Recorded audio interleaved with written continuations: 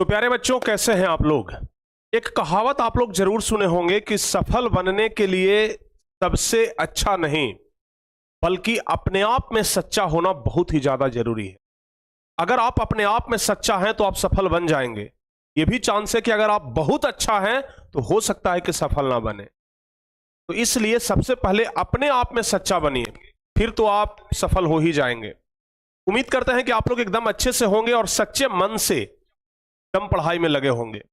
प्यारे बच्चों, आज हम कोशिश करेंगे इस चैप्टर को समाप्त कर दें, यानी कि हमारा जो इतिहास का 5वां नंबर चैप्टर है, अर्थव्यवस्था और आजीविका यानी कि औद्योगिक क्रांति, इस चैप्टर को हम समाप्त करने का आज पूरा प्रयास करेंगे कि आज हम इसको समाप्त कर दें। और जब हम आज इसे समाप्त कर देंगे ना, तो फिर कल प्यारे बच्चों जितने भी सारे सब्जेक्टिव क्वेश्चन हैं और जितने भी सारे ऑब्जेक्टिव क्वेश्चन हैं वो कल क्लियर करा देंगे। ठीक है, चलिए सारे बच्चे जल्दी जल्दी से हमारे साथ जुड़ जाइए। एक बार क्लास को शेयर कर दीजिए ताकि आज के इस क्लास में मजा आ जाए, आज के इस क्लास में सभी बच्चे जुड़ करके पढ़ाई कर सकें। तो चलिए प्यारे बच्चों, जल्दी जल्दी से ना आप लोग क्लास को लाइक और शेयर कर दीजिए जल्दी से। हाँ जी, आप लोग फटाफट से ना क्लास को लाइक और शेयर कर दीजिए ताकि सारे बच्चे जल्दी जल्दी से इस क्लास में जुड़ जाएं। और कहते हैं तो आप लोग करते हैं कि नहीं करते हैं ये तो खैर भगवान ही जाने, लेकिन हमें तो भाई उम्मीद होता है कि आप लोग कर ही देते होंगे। अब पता नहीं आप लोग कम से कम जो व्हाट्सएप ग्रुप बना करके रखे हैं उसमें भी शेयर करते हैं कि नहीं करते हैं। प्यारे बच्चों, आज के इस क्लास में हम सिर्फ आपको 2 टॉपिक पढ़ाएंगे और ये 2 टॉपिक ही बस बचा हुआ है, बाकी तो लगभग आपका खत्म ही हो चुका है। बस आज 2 टॉपिक हम आपको पढ़ाने वाले हैं, जिसमें पहला टॉपिक है मजदूरों की आजीविका, यानी कि मजदूरों के आजीविका, उनके रहन सहन, उनके जीवन के बारे में बताने वाले हैं। क्योंकि इस चैप्टर में हम आपको बताए हैं कि कैसे अब धीरे धीरे जो मनुष्य है ना वो मशीनों पर निर्भर होते चला गया, यानी कि मशीन का आविष्कार होते चला गया। और जब मशीन का आविष्कार होने लगा ना तो मजदूर बेरोजगार हो गए, मजदूरों को काम नहीं मिलता था, अगर मिलता था तो लोग गरजू बस एकदम सस्ते में काम देते थे। तो इसलिए वैसे स्थिति में मजदूरों का क्या आजीविका था, मजदूरों का जिंदगी कैसे कट रहा था, इन सब चीजों के बारे में हम आपको बताएंगे। और उसके अलावा भारत में किस तरीके से औद्योगिक क्रांति आया इसके बारे में बताएंगे और भारतीय उद्योगपतियों के बारे में बताएंगे। ठीक है ना, भारत में औद्योगिक क्रांति कैसे आया इसके बारे में तो बताएंगे ही, चूंकि अभी तक हम लोग इंग्लैंड के बारे में पढ़ रहे थे कि इंग्लैंड में कैसे आया औद्योगिक क्रांति। अभी तक हम आपको औद्योगिक क्रांति इंग्लैंड के बारे में ही ना बताए हैं, हाँ या ना, जल्दी से बोलिए। अभी तक हम आपको सिर्फ इंग्लैंड के बारे में बताए हैं कि इंग्लैंड में स्प्रिंग जेनी का आविष्कार हुआ, सेफ्टी लैंप का आविष्कार हुआ, इन सब चीजों के बारे में बताए हैं। लेकिन प्यारे बच्चों, अब हम आपको भारत के बारे में बताएंगे कि आखिर कैसे भारत में भी धीरे धीरे औद्योगिक क्रांति अपना पांव पसारने लगा और भारत में भी मशीनरी युग आने लगा। इन सब चीजों के बारे में हम लोग आज विस्तार से चर्चा करेंगे। तो चलिए प्यारे बच्चों, आज की इस क्लास को शुरू करते हैं जबरदस्त तरीके से, एकदम फुल एनर्जी के साथ। उम्मीद करते हैं कि आप लोग शुरू से लेकर के अंत तक हमारे साथ जुड़ करके पढ़ाई करेंगे और तन मन धन से प्यारे बच्चों यहां पर लगे रहेंगे।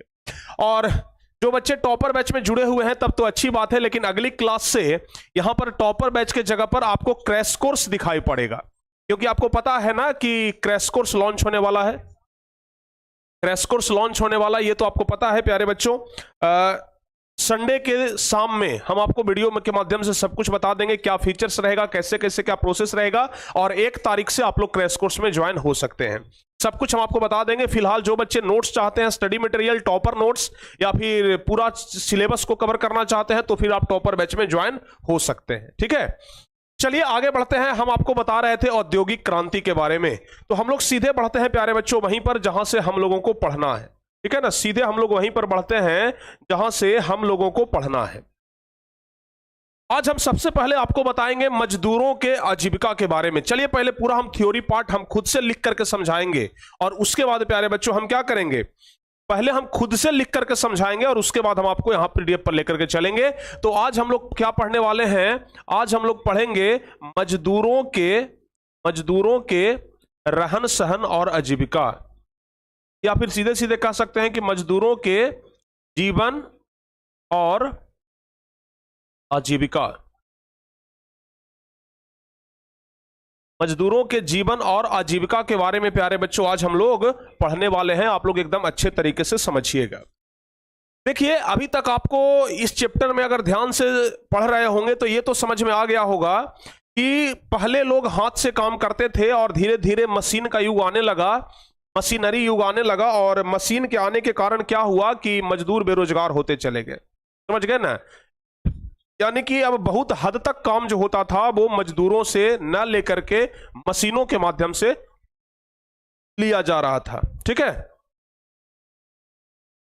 अब प्यारे बच्चों जब मशीनों के जगह पर मजदूरों के जगह पर मशीन काम कर रहा था तो मजदूर बेरोजगार हो गए थे। मजदूर क्या हो गए थे? बेरोजगार हो गए थे। अब मजदूरों को ना जबरदस्ती रिक्वेस्ट करना पड़ता था, गोड़ हाथ पकड़ना पड़ता था कि हे प्रभु, हे हुजूर, हमको रख लीजिए अपने फैक्ट्री में, हमको किसी तरह से काम दे दीजिए, हमारे बीबी बाल बच्चे हैं उनको कैसे पालेंगे। यानी कि मजदूर ना रिक्वेस्ट करने लगे थे, मजदूर ना एकदम निचले स्तर पर आ गए थे, मजदूरों को रोजगार नहीं मिल रहा था। वैसी स्थिति में मजदूर को शोषण किया जाने लगा। यानी कि जो फैक्ट्री के मालिक हुआ करते थे ना, वो तो सोचे कि भाई मजदूर तो अब बड़ा आसानी से मिल जाता है, पहले मजदूर खोजना पड़ता था जब मशीन नहीं था तब, अब तो मजदूर खुद आकर के कहता है कि हमको रख लीजिए तो हमको रख लीजिए। वैसी स्थिति में ना मजदूरों का शोषण होना शुरू हो गया। समझ गए? अगर मान लिया जाए कि कोई हमको बुलाएगा काम करने के लिए तो हम अपने अनुसार से पैसा लेंगे, लेकिन हम खुदे चल जाएंगे किसी के पास, कहेंगे कि हमको काम दे दीजिए, तो हम कहेंगे कि तो सस्ता में काम करो, हमको नहीं काम का जरूरत है। तो वैसे ही करने लगा लोग मजदूरों के साथ। मजदूरों के साथ सबसे पहला अत्याचार यह होने लगा कि कम मजदूरी पर काम करना मजबूरी बना दिया। कम मजदूरी, समझ गए ना? कम मजदूरी। अब हुआ क्या कि मजदूरी तो कम था ही, और जानते हैं आपको हम पिछले क्लास में बताए हैं कि पुरुष के साथ महिलाएं भी जाती थी काम करने के लिए, पुरुष के साथ महिलाएं भी जाती थी काम करने के लिए। तो पुरुषों को तो कम मजदूरी था ही, महिलाओं को पुरुषों की अपेक्षा आधा से भी कम मजदूरी दिया जाता था। जैसे एक एग्जांपल के लिए, अगर पुरुष को एक दिन का मजदूरी 200 दिया जाता था तो महिलाओं को 100 रुपया से भी कम दिया जाता था। समझ गए ना? महिलाओं को 100 रुपया से भी कम दिया जाता था। तो हुआ क्या प्यारे बच्चों कि मजदूरी कम दिया जाने लगा मजदूरों को। सबसे पहला शोषण तो यही हुआ, मजदूरों का सबसे पहला शोषण तो यही हुआ कि मजदूरी कम दिया जाने लगा। दूसरा शोषण क्या हुआ कि ज्यादा समय तक काम करवाना, ज्यादा समय तक काम करवाना, ज्यादा समय तक काम करवाना। यानी कि एक तो मजदूरी कम मिलता था और दूसरा काम बहुत लंबा समय तक लिया जाता था, लगभग 14 से 16 घंटे, लगभग प्यारे बच्चों 14 से 16 घंटे काम लिया जाता था एक मजदूर से। समझ गए ना? लगभग 14 से, सर मजदूर फैक्ट्री को छोड़ करके खेती भी तो कर सकता था। देखिए एक बच्चे का सवाल है कि सर जब इतना शोषण किया जा रहा था तो खेती भी तो कर सकता था। इसका मतलब लगता है कि आप लोग पढ़े नहीं बढ़िया से।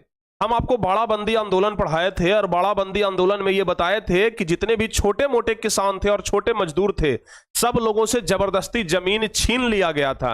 अब बेचारा के पास जमीन कहां था कि उस पर खेती करते? जमीन रहता तब ना खेती करते, जमीन तो छीन लिया गया था। जमीन तो जो बड़े बड़े उद्योगपति थे, जो बड़े बड़े खेत के जोतहर थे, वो सब जमीन छीन लिए थे। समझ गए? बाड़ाबंदी आंदोलन में ही तो फिर बेचारे कहां से खेती करते बताओ? इधर उधर मजदूरी ही ना करते। तो हुआ यह कि कम मजदूरी मिलता था और काम बहुत ज्यादा करवाया जाता था। समझ गए? मजदूरी कम है और काम बहुत ज्यादा, बहुत घंटों तक काम करवाया जाता था। ठीक है ना? उसके अलावा प्यारे बच्चों तीसरा उसका होता था क्या कि मजदूरों पर खास ध्यान नहीं दिया जाता था। एक तो फैक्ट्री चलता था, धुआं वगैरह निकलते रहता था ना, वहां का जो वातावरण रहता था ना वो अस्वस्थ रहता था। यानी हम कह सकते हैं कि अस्वस्थ वातावरण में काम करवाना, अस्वस्थ वातावरण में काम करवाना, ये सब ना करवाना, मजदूरों से ना अस्वस्थ वातावरण में काम करवाया जाता था। मतलब फैक्ट्री से धुआं निकल रहा है, बेचारा मजदूर तब एकदम, मजदूर को खांसी आ रहा है, धुआं में ही किसी तरह से इसी काम कर रहा है। मतलब मजदूरों को ना बिल्कुल भी ध्यान नहीं दिया जाता था, क्योंकि मजबूरी था। मजदूर जाएगा कहां? मजदूर के मतलब जो फैक्ट्री के मालिक थे वो सोच रहे थे आखिर ये जाएगा कहां, भूखले मरेगा, उससे अच्छा है कि काम करेगा। मतलब इसको कैसे भी रखेंगे ना तो ये आराम से रहेगा। इतना ज्यादा अत्याचार होने लग गया था मजदूरों के ऊपर। समझ गए? उसके अलावा सबसे बड़ा चीज तो था प्यारे बच्चों कि बच्चों से काम लिया जाने लगा। बच्चों से काम लिया जाने लगा, बच्चों से काम लिया जाने लगा। समझ गए? बच्चों से काम लिया जाने लगा, यानी कहने का मतलब कि जो छोटे छोटे बच्चे थे ना उनसे काम लिया जाने लगा। जो काम करने लायक नहीं थे, जो नाबालिग थे, उनसे काम लिया जाने लगा। अब सोच करके देखिए जरा कि अगर छोटे छोटे बच्चों से काम लिया जाएगा तो ये तो कानून के विरुद्ध है ना। तो छोटे बच्चों से काम लिया जाने लगा। उसके अलावा सामान्य सुविधाओं का कमी था। क्या था? सामान्य सुविधाओं का कमी था। सामान्य सुविधाओं का क्या था? सामान्य सुविधाओं का कमी था। यानी कि इन सभी कमी के बावजूद भी बेचारे मजदूर जो थे ना वो काम करने के लिए तैयार थे, क्योंकि उनके पेट का सवाल था। समझ गए ना? उनके पेट का सवाल था। ये बात आप लोग ध्यान रखिएगा। क्यों प्यारे बच्चों? तो क्योंकि उनके पेट का सवाल था। यहां तक सारे बच्चे समझ गए? हाँ, यहां पर ना 14 से 16 घंटे की जगह पर आप लोग 16 से 18 घंटे कर लीजिएगा। यहां पर प्यारे बच्चों 16 से 18 घंटा उनसे काम लिया जाता था। 14 से 16 नहीं, बल्कि 16 से 18 घंटा काम लिया जाता था। समझ गए? ध्यान रखिएगा, मजदूरों से ना 16 से 18 घंटा तक काम लिया जाता था। अब बेचारे मजदूर जो थे एकदम लाचार हो गए, विवश हो गए। अब जाए तो जाए कहां भाई? समझ गए? जब मजदूरों को बहुत ज्यादा शोषित किया जाने लगा तो लगा कि अब भाई मजदूरों के हित में कुछ चीज नहीं होगा। तो 1838 ईस्वी में, ध्यान रखिएगा, 1838 ईस्वी में 1838 ईस्वी में एक आंदोलन चलाया गया जिसे चार्टिस्ट आंदोलन के नाम से जाना जाता है। समझ गए ना? क्या? चार्टिस्ट आंदोलन। चार्टिस्ट आंदोलन मजदूरों के हित में, मजदूरों के हितों की रक्षा करने के लिए यह आंदोलन चलाया गया था जिसे चार्टिस्ट आंदोलन कहा जाता है। आपसे सवाल पूछा जाएगा 2 नंबर में कि चार्टिस्ट आंदोलन क्या है। समझ गए ना? क्या पूछा जाता है? चार्टिस्ट आंदोलन क्या है? तो ध्यान रखिएगा, मजदूरों के हितों की रक्षा करने के लिए, फैक्ट्री के मालिक मजदूरों पर अत्याचार न करें, इसलिए मजदूरों के द्वारा एक आंदोलन चलाया गया था सन 1838 ईस्वी में, जिसे चार्टिस्ट आंदोलन के नाम से जाना जाता है। समझ गए? जिसे चार्टिस्ट आंदोलन के नाम से जाना जाता है। ये प्यारे बच्चों आप लोग ध्यान रखिएगा, चार्टिस्ट आंदोलन क्या है, वेरी वेरी इंपॉर्टेंट है। इसको ना वेरी वेरी इंपॉर्टेंट कर लीजिएगा, ये काफी ज्यादा महत्वपूर्ण है, चार्टिस्ट आंदोलन। समझ गए? तो हुआ क्या प्यारे बच्चों कि चार्टिस्ट आंदोलन सब मिलकर के किया, लेकिन चार्टिस्ट आंदोलन का कोई ज्यादा बड़ा सफलता नहीं मिला। समझ गए ना? आपको पता ही है कि अगर मजदूर ये सब मिल करके अगर कुछ करते हैं तो उनसे ज्यादा कोई बड़ा सफलता नहीं मिलता है। तो वैसे ही ना कोई ज्यादा विशेष और बड़ा सफलता नहीं मिल पाया। समझ गए? चार्टिस्ट आंदोलन का कोई ज्यादा असर नहीं पड़ा फैक्ट्री के मालिकों के ऊपर। और दूसरा सबसे बड़ा बात क्या था पता है? एक तो इतना ज्यादा अत्याचार हो रहा था, और दूसरा कि वहां पर ना वयस्क मताधिकार प्राप्त नहीं था। इंग्लैंड में वयस्क मताधिकार नहीं था। क्या नहीं था? वयस्क मताधिकार नहीं था। तो पहली बार, ध्यान रखिएगा, पहली बार इंग्लैंड में वयस्क मताधिकार कब लागू हुआ पता है? 1918 ईस्वी में वहां पर वयस्क मताधिकार लागू हुआ। यह भी बात आप लोग ध्यान रखिएगा। समझ गए? जो वयस्क थे ना उनको पहली बार वोट देने का अधिकार मिला था कब? 1918 ईस्वी में। याद रखिएगा, 1918 ईस्वी में इंग्लैंड में वयस्क मताधिकार प्राप्त हुआ। 1918 ईस्वी में इंग्लैंड में वयस्क मताधिकार क्या हुआ? वयस्क मताधिकार प्राप्त हुआ। समझ गए? वयस्क मताधिकार प्राप्त हुआ 1918 ईस्वी में। तो वहां पर बहुत ज्यादा क्या चलाया जा रहा था पता है? बहुत ज्यादा अत्याचार हो रहा था। वोट देने का भी अधिकार नहीं था मजदूरों को, वयस्क जो थे उनको भी नहीं। तो इसलिए वहां पर बहुत तरह के जब मजदूरों पर अत्याचार होने लगा तो सभी मजदूर मिलकर के क्या किया? आंदोलन किया। आपको पता ही होगा कि जब जब अत्याचार हुआ है आंदोलन तब तब हुआ है। ये तो बात आपको पता है ना? जब जब अत्याचार हुआ है तब तब आंदोलन हुआ है। अब क्या हुआ प्यारे बच्चों कि 1838 ईस्वी में चार्टिस्ट आंदोलन किए, दिन वैसे ही बीतते गया, लेकिन किसी प्रकार का कोई फर्क नहीं पड़ा। अंत में जाकर के 1875 ईस्वी में, अंत में ध्यान रखिएगा 1875 ईस्वी में, कब? 1875 ईस्वी में एक आयोग बनाया गया मजदूरों के लिए। 1875 ईस्वी में आयोग का गठन किया गया। आज हम आपको जो क्लास लेंगे ना उसमें आपको ईस्वी सन थोड़ा ज्यादा याद करना पड़ेगा। ध्यान रखिएगा, थोड़ा ईस्वी ज्यादा याद करना पड़ेगा। एक आयोग का क्या किया गया? गठन किया गया। आयोग का गठन किया गया। समझ गए? आयोग का गठन किया गया 1875 ईस्वी में। आयोग का गठन किया गया, और आयोग के गठन के बाद जब आयोग का गठन हुआ तो 1881 ईस्वी में प्यारे बच्चों पहला बार फैक्ट्री एक्ट लाया गया। फैक्ट्रिकों के मालिकों के ऊपर बंदिश डालने के लिए फैक्ट्री एक्ट लाया गया। क्या लाया गया? फैक्ट्री एक्ट लाया गया। फैक्ट्री एक्ट यानी कि जो मालिक अब फैक्ट्री चलाएगा उसको फैक्ट्री एक्ट वाले कानून को मानना पड़ेगा। समझ गए ना? समझ में आ रहा है बात को? समझिएगा बात को। हम क्या बता रहे हैं, 1881 ईस्वी में फैक्ट्री एक्ट लाया गया। यानी कि अब अगर फैक्ट्री के मालिक मनमाना करना चाहेगा तो नहीं कर पाएगा, क्योंकि सरकार की तरफ से यह कानून बना दिया गया कि जो 7 बरस से कम उम्र के बच्चे हैं, ध्यान रखिएगा कानून क्या बना गया, कानून क्या बना, जरा ध्यान से सुनिएगा। कानून बन गया प्यारे बच्चों, कानून बन गया कि कानून बन गया, समझ गए ना? क्या बन गया? कानून बन गया। क्या कानून बना? 7 वर्ष से कम उम्र के बच्चे, 7 वर्ष से कम उम्र के बच्चे, 7 वर्ष से कम उम्र के जो बच्चे हैं वो काम नहीं करेंगे। 7 वर्ष से कम उम्र के बच्चे काम नहीं करेंगे या फिर उनसे कोई काम नहीं कराएंगे। 7 वर्ष से कम उम्र के बच्चे काम नहीं करेंगे या फिर उनसे कोई जबरदस्ती काम नहीं कराएगा। अगर कराएगा तो फैक्ट्री का लाइसेंस क्या हो जाएगा? रद्द हो जाएगा। यानी कि 7 बरस से कम उम्र के बच्चों को प्रतिबंध लगा दिया गया काम करने से। पहले तो था ना कि 5 साल 6 साल 7 साल का भी बच्चा है तो उससे काम करवाया जाता था, चाहे जितना भी छोटा रहे, अगर काम करने लायक है तो काम करेगा। समझ गए ना? ध्यान रखिएगा।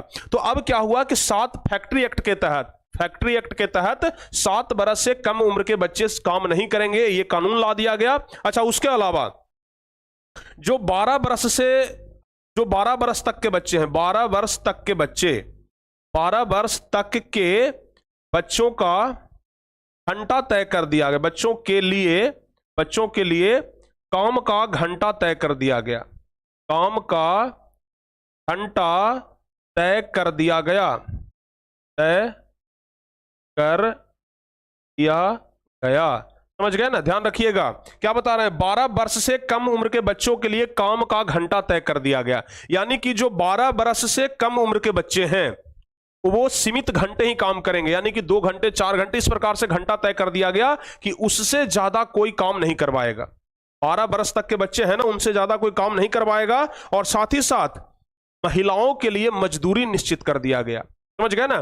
महिलाओं के लिए मजदूरी निश्चित कर दिया गया। चलिए इसको थोड़ा सा छोटा करते हैं हम, ध्यान रखिएगा। तीसरा क्या किया गया? महिलाओं के लिए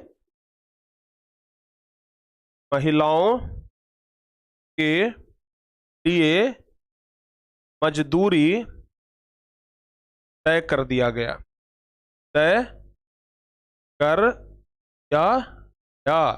समझ गए बात को? अब जरा समझिएगा ध्यान से प्यारे बच्चों, ठीक है ना? सबसे पहले हम आपको क्या बताएं कि मजदूरों पर जो अत्याचार बहुत ज्यादा हो रहा था, मजदूरों पर किस तरीके का अत्याचार हो रहा था? तो पहला कि कम मजदूरी मिल रहा था, ज्यादा समय तक काम करवाया जाता था, अस्वस्थ वातावरण में काम करवाया जाता था। उसके अलावा बच्चों से काम लिया जाने लगा, जो छोटे छोटे बच्चे थे उनसे काम लिया जाने लगा, और सामान्य सुविधाओं की कमी थी। महिलाओं का कम वेतन था, महिलाओं को कम पगार पर रखा जाता था। यह सब अत्याचार किया जाने लगा मजदूरों के साथ।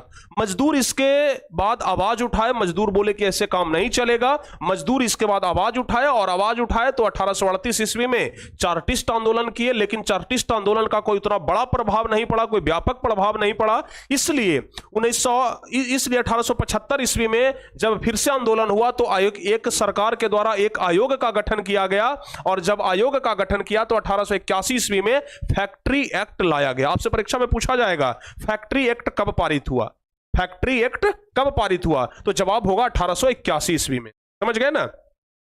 फैक्ट्री एक्ट कब पारित हुआ था प्यारे बच्चों? 1881 ईस्वी में। इस फैक्ट्री एक्ट के तहत क्या कहा गया? फैक्ट्री एक्ट के तहत कहा गया कि 7 वर्ष से कम उम्र के बच्चे पहली बात तो काम नहीं करेंगे। जो 7 वर्ष से कम उम्र के बच्चे हैं वो काम नहीं करेंगे। 12 वर्ष तक के बच्चों के लिए काम का घंटा तय कर दिया गया कि जो 12 वर्ष से कम के बच्चे हैं ना, जो 12 वर्ष से, अरे भाई कौन लाया था? आयोग के द्वारा लाया गया। आयोग मतलब होता है एक टीम का गठन किया गया सरकार की तरफ से, किस पर जांच पड़ताल हो और उसके बाद यह फैसला किया गया। समझ गए? तो 12 वर्ष से कम उम्र के बच्चे के लिए काम का घंटा तय कर दिया गया, और महिलाओं के लिए मजदूरी तय कर दिया गया कि अब महिलाएं इससे कम मजदूरी में काम नहीं करेंगी और ना कोई फैक्ट्री का मालिक करवाएगा।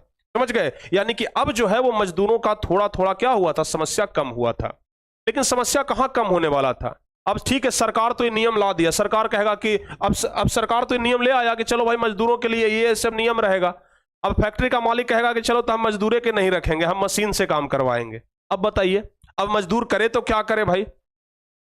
नियम तो आ गया, अच्छी बात है, मजदूरों के पक्ष में नियम तो आ गया, फैसला तो आ गया, लेकिन अब मजदूर का, अब जो ये फैक्ट्री का मालिक था वो कहता था कि हम मजदूर से काम नहीं करवाएंगे, हम मशीन से काम करवाएंगे। अब जबरदस्ती तो नहीं कर सकता है कि नहीं तुमको मशीन से नहीं, मजदूर से ही काम करवाना है। तो अब ना जो फैक्ट्री के मालिक थे कुछ दूसरे तरीके से अत्याचार करना शुरू कर दी। समझ रहे हैं बात को, समझ रहे हैं ना? एक बार सारे बच्चे वीडियो को लाइक कर दीजिए तो जल्दी से, जो बच्चे अभी तक वीडियो को लाइक नहीं किए हैं ना, एक बार जल्दी से आप लोग वीडियो को लाइक करिए, सारे बच्चे क्लास को लाइक करिए एक बार, ठीक है?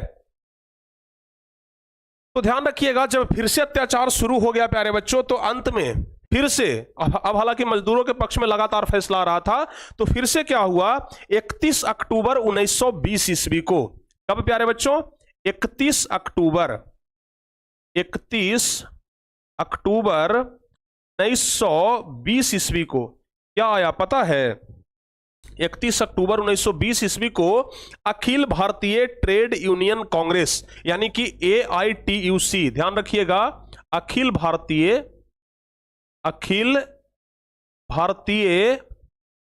ट्रेड यूनियन कांग्रेस की स्थापना की गई। समझ गए ना? अखिल भारतीय ट्रेड यूनियन कांग्रेस की स्थापना की गई, जिसको शॉर्टकट में AITUC बोलते हैं। समझ गए ना? All India trade union congress, all India trade union congress, अखिल भारतीय ट्रेड यूनियन कांग्रेस। समझ गए ना? तो 31 अक्टूबर 1920 ईस्वी को अखिल भारतीय ट्रेड यूनियन की कांग्रेस की स्थापना की गई और लाला लाजपत राय को इसका प्रधानमंत्री बनाया गया। प्रधानमंत्री किसको बनाया गया बताइए? प्रधानमंत्री किसको बनाया गया? अखिल भारतीय ट्रेड यूनियन कांग्रेस के प्रधानमंत्री कौन बने? लाला लाजपत राय बने। कौन? लाला लाजपत राय।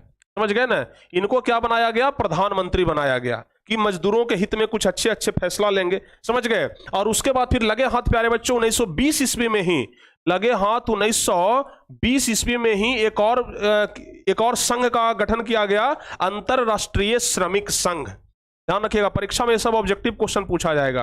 अंतरराष्ट्रीय श्रमिक संघ, तब ना बोले कि आज ईस्वी सन थोड़ा सा ज्यादा याद करना पड़ेगा, और यहां से ऑब्जेक्टिव क्वेश्चन का भरमार रहता है, इस बात को ध्यान रखिएगा। अंतरराष्ट्रीय श्रमिक संघ की स्थापना की गई। समझ गए ना? 1920 ईस्वी में ही। तो 1920 ईस्वी में ही अखिल भारतीय ट्रेड यूनियन कांग्रेस आया मजदूरों के लिए, और 1920 ईस्वी में ही अंतरराष्ट्रीय श्रमिक संघ आया, जो मजदूरों के हित में काम कर रहा था। समझ गए?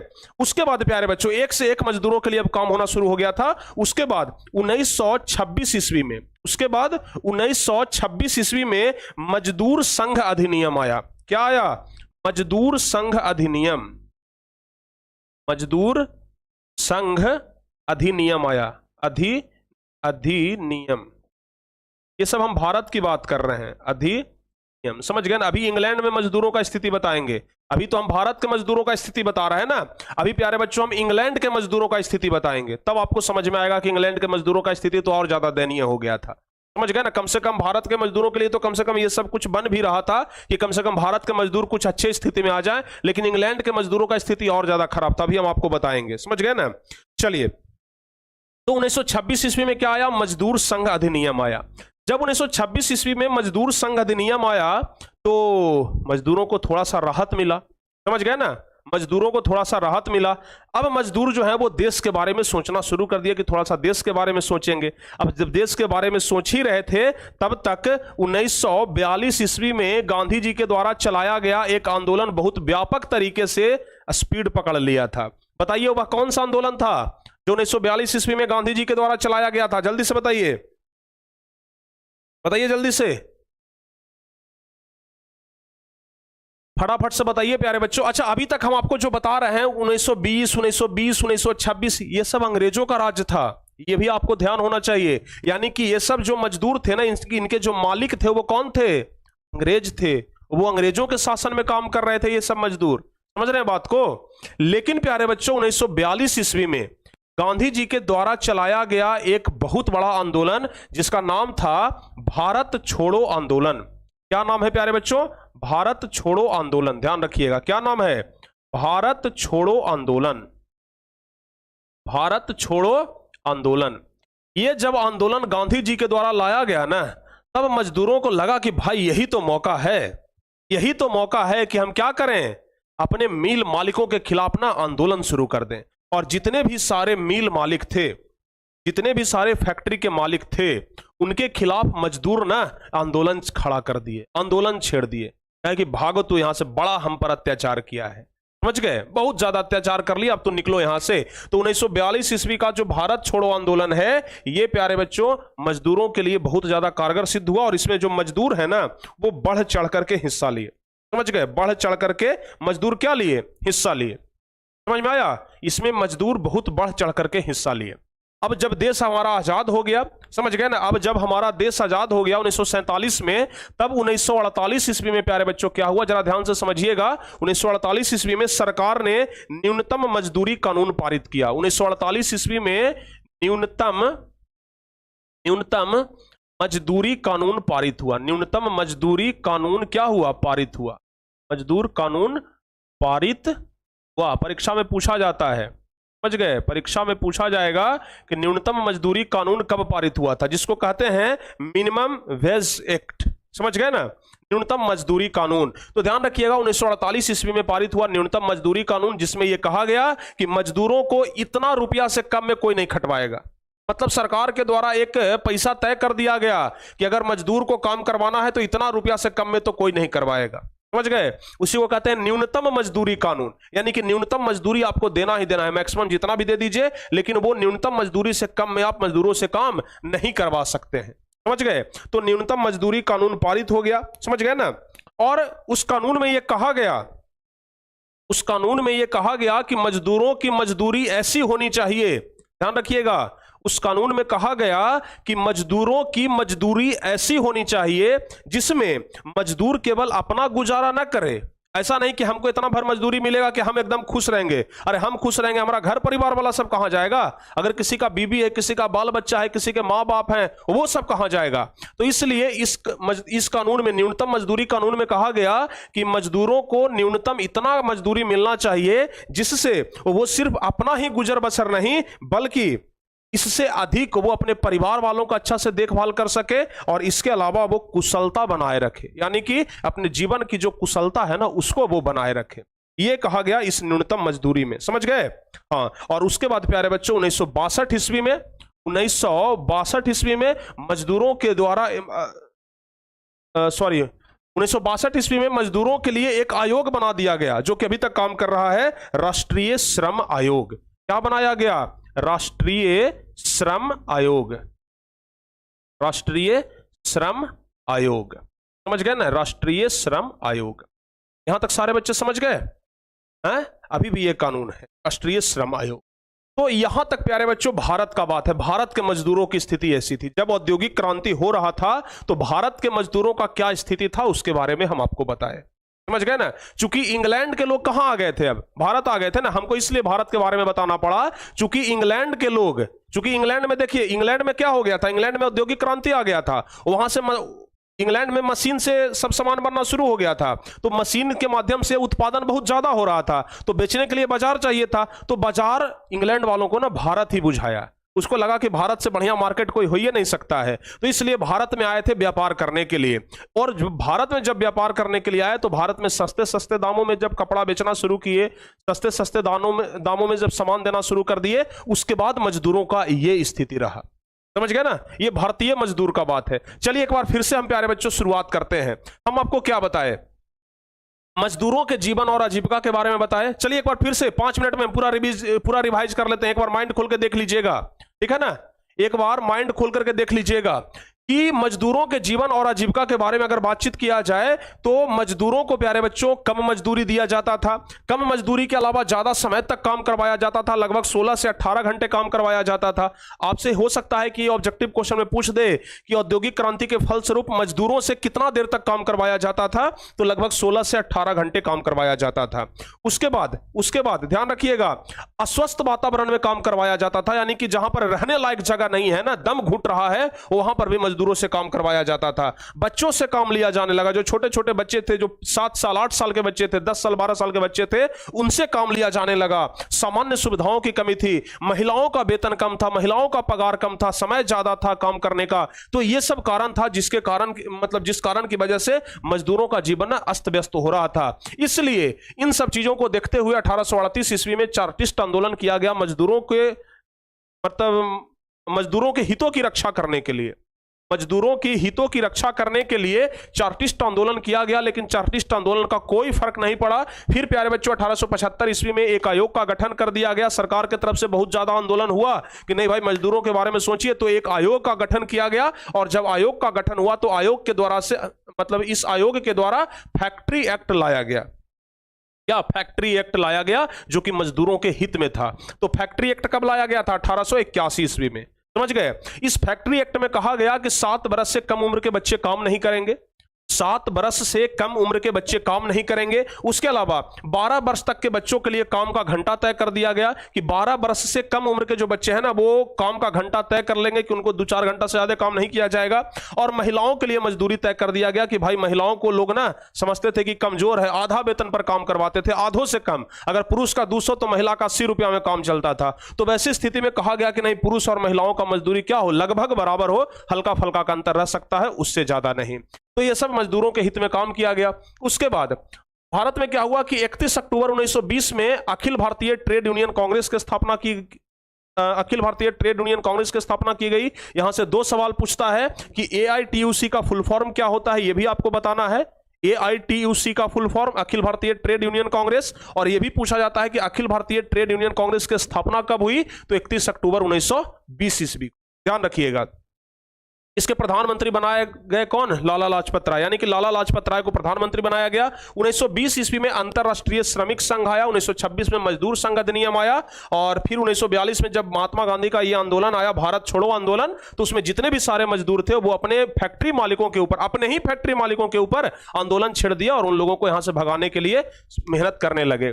और जब हमारा देश आजाद हो गया, जब अंग्रेज यहां से चले गए, तो मजदूरों के हित में 1948 ईस्वी में न्यूनतम मजदूरी कानून पारित हुआ। और उसके बाद 1962 में राष्ट्रीय श्रम आयोग का गठन किया गया, और तब से मजदूरों के लिए न्यूनतम मजदूरी दर फिक्स कर दिया गया। ध्यान रखिएगा, न्यूनतम मजदूरी दर फिक्स कर दिया गया, और उस न्यूनतम मजदूरी दर से नीचे काम नहीं करेंगे। यह कहा गया कि मजदूरों को इतना ही वेतन नहीं मिलना चाहिए जिसमें कि वो सिर्फ अपना भरण कर सके, बल्कि मजदूरों को इतना वेतन मिलना चाहिए जिससे कि वो अपने परिवार वालों का भी देखभाल, कुशलता का ध्यान रख सके। समझ गए? ये तो बात हुई भारत की। अब चलते हैं प्यारे बच्चों, इंग्लैंड के बारे में जानते हैं कि श्रमिकों की आजीविका और उनका जीवन इंग्लैंड में कैसा था। समझ गए? अब चलते हैं इंग्लैंड में। भारत के बारे में सब लोग समझ गए ना, भारत के मजदूरों के बारे में? एक बार जल्दी से हाथ खड़ा करके पूरा पूरा बोलिए यस सर। जल्दी से प्यारे बच्चों, एक बार जल्दी से बोलिए यस सर, या फिर नहीं समझे तो नो सर। हम जबरदस्ती थोड़े कर रहे हैं कि आप यस सर ही बोलिए। अगर नहीं समझे हैं तो नो सर भी बोल सकते हैं। जल्दी से बताइए। अगर सारे बच्चे समझ गए हैं तो लिखिए जल्दी से कि यस सर हम समझ गए हैं। जल्दी से जो बच्चे समझ गए हैं लिखेंगे यस सर, जो बच्चे नहीं समझे हैं नो सर लिख सकते हैं, बिकॉज आप स्वतंत्र हैं। समझ गए ना? जल्दी से प्यारे बच्चों, yes sir yes sir yes sir. अगर नहीं समझे हैं तो कहां ध्यान था इसका भी जवाब दे दीजिएगा लगे हाथी। अगर नहीं समझे हैं तो क्यों नहीं समझे, आपका ध्यान किधर था प्यारे बच्चों बताइए। हैं, तेरा ध्यान किधर है? अरे तेरा हीरो इधर है, तो फिर तुम ध्यान किधर रखते हो भाई? अब प्यारे बच्चों इससे ज्यादा सिंपल नहीं हो सकता है। अब चलिएगा हम आपको बताते हैं इंग्लैंड में श्रमिकों की आजीविका और उनका जीवन। आखिर इंग्लैंड में श्रमिकों का क्या स्थिति था उसके बारे में अगर हम लोग बातचीत करें तो ध्यान रखिएगा कि शहरों में काम ढूंढना और रहने की समस्या था। यानी कि इंग्लैंड में जो मजदूर थे ना, वो काम के लिए शहर की तरफ जा रहे थे, और शहरों में सबसे बड़ा समस्या था काम ढूंढने को लेकर के। स्थिति ऐसा आ गया था कि शहरों में ना एजेंट हो गया था। समझ गए? काम, जैसे मान लीजिए कि कोई मजदूर गांव से गया काम ढूंढने के लिए, तो शहर में जाकर के एजेंट से संपर्क करेगा, कहेगा कि हमको काम दिलवा दीजिए। अब एजेंट क्या करेगा, उस आदमी को काम तो दिलवा देगा, लेकिन उस काम के बदले में पैसा लेता था कि देखो भाई तुमको हमने नौकरी लगवाए हैं, इसके बदले में हम पैसा लेंगे। समझ गए ना? यानी काम के बदले में पैसा लेता था, नौकरी के बदले में पैसा लेता था, तब जाकर के एजेंट, जिसको दलाल कहते हैं, वो क्या करता था, काम देता था। दूसरी सबसे बड़ी समस्या रहने की थी। अब जो गांव से उठ करके शहर में जाते थे ना, वो कहीं पर भी गुजारा बसारा कर लेते थे बेचारे, कहीं सरकारी भवन में रह लेते थे, कहीं पर जो बड़ा बड़ा जो मान लीजिए कि लोहा का पुल है, सीमेंट का पुल है, उस पुल के नीचे गुजर बसर करते थे। यानी कि रहने को लेकर के बहुत ज्यादा समस्या था, समझ गए ना, रहने को लेकर के बहुत ज्यादा क्या था जी, समस्या था। ये बात आप लोग ध्यान रखिएगा, समझ गए। रहने को लेकर के ना बहुत ज्यादा समस्या था। अब हुआ क्या कि जब औद्योगिकीकरण हुआ और बड़े बड़े मशीन लगने लगे, तब लोग गांव से काम ढूंढने की तलाश में शहर आने लगे। काम न मिलने तक शहरों में रहना बहुत ज्यादा मुश्किल था। वे सरकारों द्वारा बनाए गए रैन बसेरा या किसी पुल के नीचे अपनी रातें बिताते थे। यानी कि चाहे तो सरकार के द्वारा जो रैन बसेरा बनाया गया था उसमें रह जाते थे, या फिर कोई लोहा का, कोई सीमेंट का पुल जो होता था ना, पुलिया के नीचे घुस करके मतलब किसी तरह से रात बिता लेते थे, समझ गए। यानी कि मजदूरों का सबसे बड़ा समस्या था रहना, समझ गए ना, ध्यान रखिएगा। उसके बाद दूसरा समस्या था छटनी की समस्या। कल भी हम आपको छटनी की समस्या के बारे में बताए थे। अगर मान लिया जाए कि कोई सीजनली मजदूर है, अगर कोई ठंडा का कपड़ा बुनने वाला मजदूर है ना, तो उसको ठंडा भर काम दिया जाता था और ठंडा के बाद भगा दिया जाता था कि जाइए आप अगला ठंडा में आइएगा, समझ गए। यानी कि सीजनली काम में बहुत ज्यादा दिक्कत होता था, और ऐसी स्थिति में ना मजदूरों का छटनी हो जाता था। मजदूर 3-4 महीना काम करते थे और उसके बाद बेरोजगार हो जाते थे। तो ध्यान रखिएगा कि काम मंदा होने पर मजदूरों को कारखानों से निकाल दिया जाता था। ये मजदूरों का सबसे बड़ा समस्या था। अब 3 महीना बेचारा फैक्ट्री में काम करेगा और बाकी 9 महीना कहां जाएगा जी, तो बहुत ज्यादा दिक्कत होता था, ठीक है। उसके अलावा तीसरा समस्या कम मजदूरी वाला समस्या वहां भी था। कम मजदूरी वाला समस्या कहां था, इंग्लैंड में भी था। ध्यान रखिएगा, शहरी मजदूरों की एक बहुत बड़ी समस्या थी कम मजदूरी, समझ गए ना। उनसे काम बहुत लिया जाता था, बहुत ज्यादा देर तक काम लिया जाता था, लगभग 16-18 घंटे काम लिया जाता था, लेकिन मजदूरी बहुत कम दिया जाता था, जिससे उनका भरण पोषण में भी बहुत ज्यादा दिक्कत होता था। यानी कि ये वाला समस्या ना वो वहां पर भी था, समझ रहे हैं बातों को। चलिए, उसके बाद मजदूरों के द्वारा मशीनीकरण का विरोध। अब देखिएगा, सबसे इंटरेस्टिंग फैक्ट ये वाला है, मजदूरों को ये लगने लगा ना कि जब से ही मशीन आया है ना, तब से हम लोगों का जीवन बर्बाद हो गया है, समझ गए। मजदूरों को ये लगने लगा कि जब से ही मशीनमा आया ना, तब से हम लोग बेरोजगार हो गए। मशीन में हम लोगों को बेरोजगार कर दिया। अगर मशीन नहीं आता तो हम लोग को काम मिलता, हम लोग बेरोजगार नहीं होते, लेकिन ये मशीन आकर के ना हम लोगों को बेरोजगार कर दिया है। इसलिए जितने भी सारे मजदूर थे ना, वो सब मशीन को तोड़ने फोड़ने लगे। क्या करने लगे, मशीन को तोड़ने फोड़ने लगे, समझ रहे हैं बात को। मशीन को तोड़ दिए, फैक्ट्री को तोड़ दिए, मशीन का विरोध करने लगे कि नहीं हमें मशीन नहीं चाहिए, मशीन को हटाइए। मतलब इस प्रकार से ना मशीनों का विरोध होना शुरू हो गया। तो इंग्लैंड में जब बड़े बड़े मशीनों का इस्तेमाल होने लगा तो मजदूरों को काम मिलना कम हो गया। इसी कारण मजदूर जो है वो मशीनों का विरोध करने लगे और मशीनों को उखाड़ने लगे। मशीनों को क्या कर दिए, जलाना शुरू कर दिए, ठीक है ना। सारे बच्चे समझ रहे हैं। अब चलिए, अब है प्यारे बच्चों श्रमिक आंदोलन। श्रमिक आंदोलन क्या है, जरा ध्यान से सुनिएगा। जब मजदूरों ने फैक्ट्री में काम करना शुरू किया तो कारखाना के मालिक उन्हें कम मजदूरी में काम करवाने लगे। कम मजदूरी में क्या करवाने लगे, काम करवाने लगे, समझ गए। ध्यान रखिएगा, 1830 से 1848 के बीच इंग्लैंड में कई श्रमिक आंदोलन हुए, लेकिन इन आंदोलनों का कोई प्रभाव नहीं पड़ा। बहुत ज्यादा श्रमिक आंदोलन हुआ था लेकिन कोई प्रभाव नहीं पड़ा। लेकिन जो चार्टिस्ट आंदोलन हुआ ना, उसका पूरे व्यापक स्तर पर भारत के साथ इंग्लैंड में भी प्रभाव पड़ा, समझ गए ना।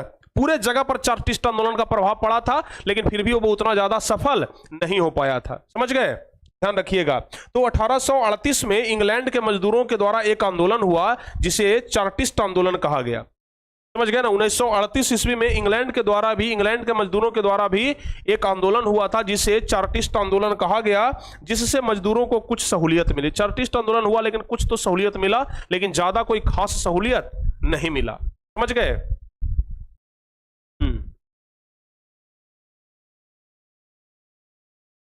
सारे बच्चे समझ रहे हैं ना, ये ध्यान रखिएगा। अब क्या हुआ प्यारे बच्चों कि इंग्लैंड में मजदूरों के द्वारा चलाया गया एक और आंदोलन था जिसे 10 घंटे का आंदोलन कहा गया। इंग्लैंड में एक आंदोलन चलाया गया था 10 घंटे का आंदोलन। इस आंदोलन का नाम था 10 घंटे का आंदोलन। नाम से ही पता चल रहा होगा कि आंदोलन का लक्ष्य क्या था। आंदोलन का लक्ष्य था कि 10 घंटे से ज्यादा मजदूरों से काम न लिया जाए, समझ गए ना। इस आंदोलन का लक्ष्य यही था कि 10 घंटे से ज्यादा काम नहीं लिया जाना चाहिए मजदूरों से, इसलिए आंदोलन का नाम पड़ा 10 घंटे का आंदोलन, समझ गए। तो मजदूरों ने एक नया आंदोलन चलाया, 10 घंटे का आंदोलन। इस आंदोलन के द्वारा जो मजदूर थे ना, वो चाहते थे कि उनसे 10 घंटे का काम लिया जाए, ज्यादा काम नहीं लिया जाए। मजदूर ये चाहते थे कि 10 घंटा से ज्यादा हम काम ना करें। 10 घंटा लगातार कोई काम करेगा भाई, आदमी बहुत ज्यादा हो जाता है। 16-18 घंटा काम करेगा तो मजदूर कितना दिन बचेगा। तो इसलिए ना मजदूरों ने क्या किया, 10 घंटे का आंदोलन चलाया। ठीक है ना, ध्यान रखिएगा। ये प्यारे बच्चों चार्टिस्ट आंदोलन के जहां तक चार्टिस्ट आंदोलन का बात है, तो चार्टिस्ट आंदोलन का शुरुआत कहां से हुआ था? शुरुआत हुआ था इंग्लैंड से ही, समझ गए ना। लेकिन यह आंदोलन भारत तक भी पहुंचा था, समझ गए ना। तो चार्टिस्ट आंदोलन का शुरुआत अगर पूछा जाए कि चार्टिस्ट आंदोलन का शुरुआत कहां हुआ था, तो आपको जवाब बताना है इंग्लैंड से ही शुरू हुआ था, समझ गए ना। चार्टिस्ट आंदोलन के बारे में अगर पूछा जाए कि चार्टिस्ट आंदोलन का शुरुआत कहां से हुआ था, तो आपको बताना है इंग्लैंड से ही, क्योंकि पहली बार इंग्लैंड से ही, क्योंकि सबसे पहले अत्याचार इंग्लैंड में ही हुआ था। मशीन वहां जब पहली बार मशीन इंग्लैंड में आया, तो क्या अत्याचार भारत में होगा? अरे मजदूरों के साथ अत्याचार इंग्लैंड में ना होगा जी, क्योंकि पहले तो मशीन वहीं पर आया था। तो इसलिए ना चार्टिस्ट आंदोलन वहां पर हुआ था, समझ गए ना। उसके बाद जब भारत में मशीन आया तो भारत में भी आंदोलन हुआ, लेकिन पहली बार आंदोलन चार्टिस्ट आंदोलन कहां हुआ था? इंग्लैंड में ही हुआ था। ये बात आप लोग ध्यान रखिएगा। अब प्यारे बच्चों देखिएगा जरा ध्यान से, भारत में निरुद्योगीकरण क्या है। ये टॉपिक आपका खत्म हो गया। इंग्लैंड में मजदूरों का क्या स्थिति था, ये टॉपिक आपका समाप्त हो गया, समझ गए ना। हाँ, अब जरा देखिएगा ध्यान से, भारत में निरुद्योगीकरण, समझ गए। देखिए हुआ क्या कि प्यारे बच्चों, जब कल कारखाने की स्थापना होना शुरू हुआ, यानी कि जब फैक्ट्री लगना शुरू हुआ, मशीन लगना शुरू हुआ, तो भारत के जो कुटीर उद्योग थे, कुटीर उद्योग मतलब जो घरेलू उद्योग थे ना, वो लगभग बंद होने के कगार पर पहुंच गया, समझ गए। भारत के जो कुटीर उद्योग थे, जो भारत के जो घरेलू उद्योग थे, वो लगभग खत्म होने के कगार पर पहुंच गया। और ये जो कुटीर उद्योग खत्म होने के कगार पर पहुंचा ना, इसी को नाम दिया गया निरुद्योगीकरण। इसी का क्या नाम दिया गया? निरुद्योगीकरण।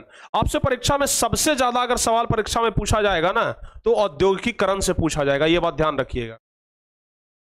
सबसे ज्यादा सवाल ना औद्योगिकीकरण से ही पूछा जाएगा, ये चीज आप लोग कंसेप्ट ध्यान रखिएगा। अच्छा, ये प्यारे बच्चों निरुद्योगीकरण में क्या हुआ कि भारत की इंग्लैंड में आयात कर लगा दिया गया, इंग्लैंड में आयात कर लगा दिया गया और निर्यात कर को हटा दिया गया। मतलब समझ रहे हैं, यानी कि भारत का कोई सामान अगर इंग्लैंड में जाएगा ना, तो उस पर टैक्स लग जाएगा।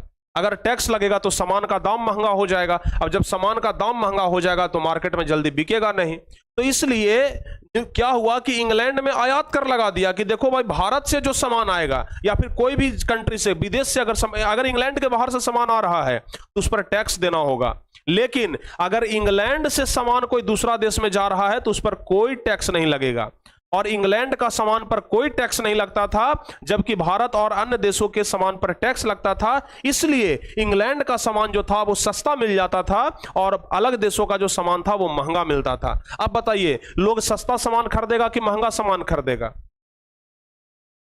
बताइए, लोग सस्ता सामान खरीदेगा कि महंगा सामान खरीदेगा? सस्ता सामान खरीदेगा। अब सस्ता किसका था? इंग्लैंड वाला का था, क्योंकि उसका कोई टैक्स नहीं लगता था। तो इसलिए ना इंग्लैंड वालों का सामान ज्यादा बिकता था, समझ गए, ध्यान रखिएगा।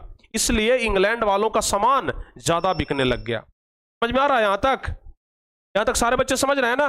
तो इंग्लैंड वालों का सामान प्यारे बच्चों क्या हुआ? ज्यादा बिकना शुरू हो गया, भारत का सामान कम बिकना शुरू हो गया। तो इसी को क्या कहा गया? भारत में निरुद्योगीकरण कहा गया। याद रहेगा ना, भारत में इसी को क्या कहा गया? निरुद्योगीकरण। समझ गए? चलिए अब प्यारे बच्चों आगे ध्यान रखिएगा, भारतीय वस्त्र उद्योग के बारे में थोड़ा सा हम लोग बातचीत कर लेते हैं। तो भारतीय वस्त्र उद्योग ईसा की शताब्दी से लेकर के 18वीं शताब्दी तक अपने चरम सीमा पर था। भारतीय बुनकर के द्वारा बनाए गए कपड़ों की मांग बहुत ज्यादा थी। भारतीय बुनकर जो कपड़ा बनाते थे ना, उसका मांग विदेशों में बहुत ज्यादा था, क्योंकि भारतीय बुनकर बहुत बढ़िया कपड़ा बनाते थे।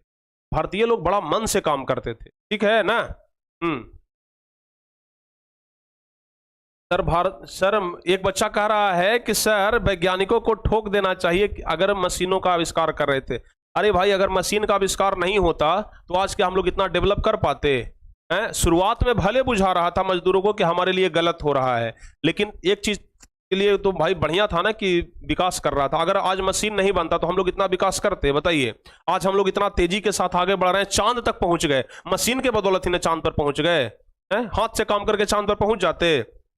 क्या सीढ़ी लगा देते चांद तक? नहीं ना। तो मशीन का आविष्कार प्यारे बच्चों बढ़िया है, समझ गए ना, मशीन का आविष्कार बढ़िया हुआ। जैसे देखिए ना, पहले अगर कोई नहर खोदना रहता था तो 100 मजदूर लगल है, महीनों तक काम कर रहा है, तब नहर खुदाता था। लेकिन अब क्या है, एगो जेसीबी लगा दिया, 10 दिन में काम खत्म होता है ना। तो मशीनों से काम जल्दी होने लग गया, आसानी से होने लग गया, भले रोजगार छिना गया, समझ गए ना, रोजगार लेकिन छिना गया प्यारे बच्चों, लेकिन काम बहुत जल्दी होने लग गया, समझ गए, ध्यान रखिएगा।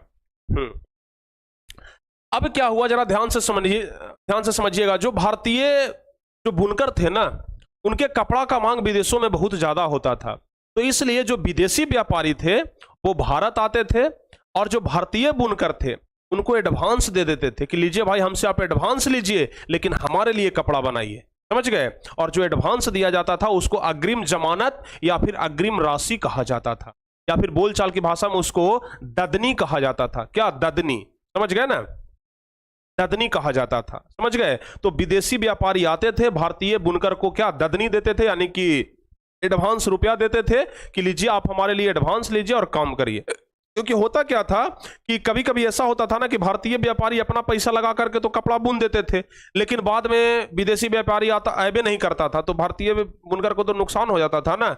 इसलिए भारतीय जो बुनकर थे वो कहते थे कि भाई अगर कपड़ा हमसे बनवाना है तो पहले एडवांस दे दीजिए, एडवांस दीजिएगा तो एक विश्वास रहेगा कि आप हमसे कपड़ा ले जाएंगे, नहीं तो हम फिर नुकसान में पड़ जाएंगे ना। तो इसलिए पहले एडवांस ले लिया जाता था और तब जाकर के कपड़ा बनाया जाता था, जिसे ददनी कहा गया, समझ गए।